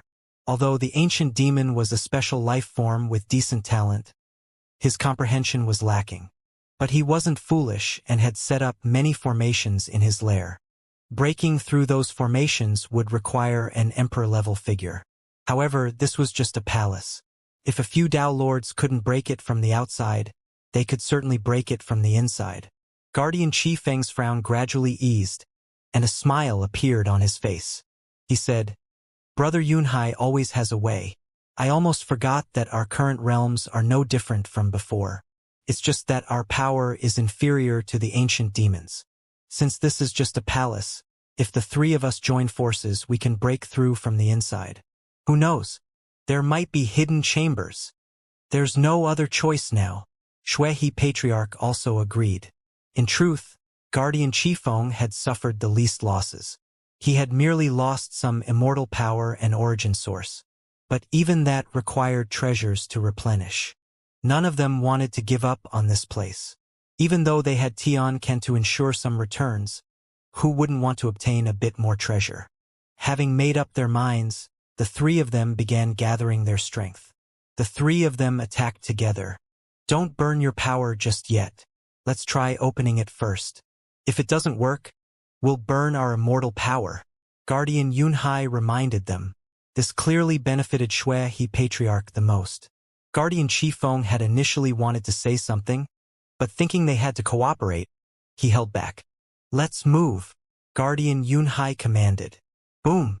The three attacked simultaneously, each using their signature techniques. Their attacks converged on a single point, the compass formation on the ground. Although it was a compass formation, it wasn't the strongest part of this place. The entire ancient demon's palace was refined from special materials. If they could dismantle it and sell it, it would fetch a price exceeding 1 billion immortal crystals. This palace was comparable to the lairs of some top Tao lords. In the era of the ancient demons, they had no natural enemies. The number of powerful figures was few, and most of the treasures had been taken by the ancient demons. They were the wealthiest among the strong. However, that era had its downside. There were no supreme treasures. Supreme treasures were the key to raising the overall power of the human race. No one in the ancient domain world could forge a supreme treasure. The supreme treasures they had were all found in the chaos. They weren't innate supreme treasures but were forged later. Why so many supreme treasures drifted into the chaos remained a mystery.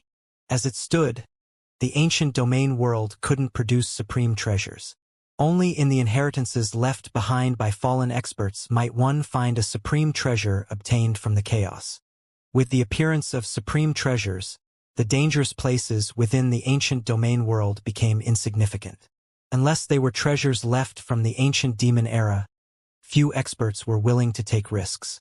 Most preferred to venture into the chaos void. After all, one could find supreme treasures there as long as they were at the true immortal level. Of course, the risks were great as well. Often, the dangers hidden in the opportunities for supreme treasures surpassed the true immortal level, and many Tao lords perished as a result. During the peak of the Ascension era, all the Tao lords in the ancient domain world rushed into the chaos void. At first, almost everyone possessed a supreme treasure, but as more people went in, supreme treasures became scarcer. Until now, only a few supreme treasures remained in the chaos void, with an average of one appearing every 100 years. Thus, most supreme treasures still circulated within the ancient domain world. 99% of them were traded. The chances of acquiring a supreme treasure through adventure in the ancient domain world were slim to none. At this time, the battles were for orthodoxy, and treasures seemed insignificant. There weren't many, and most Tao lords and true immortals still pursued the path of origin and the divine eye inheritance. Aside from these, there were treasures within the Holy Land as well. However, the treasures there weren't supreme treasures but rare wonders. The strong in the Holy Land referred to them as holy artifacts.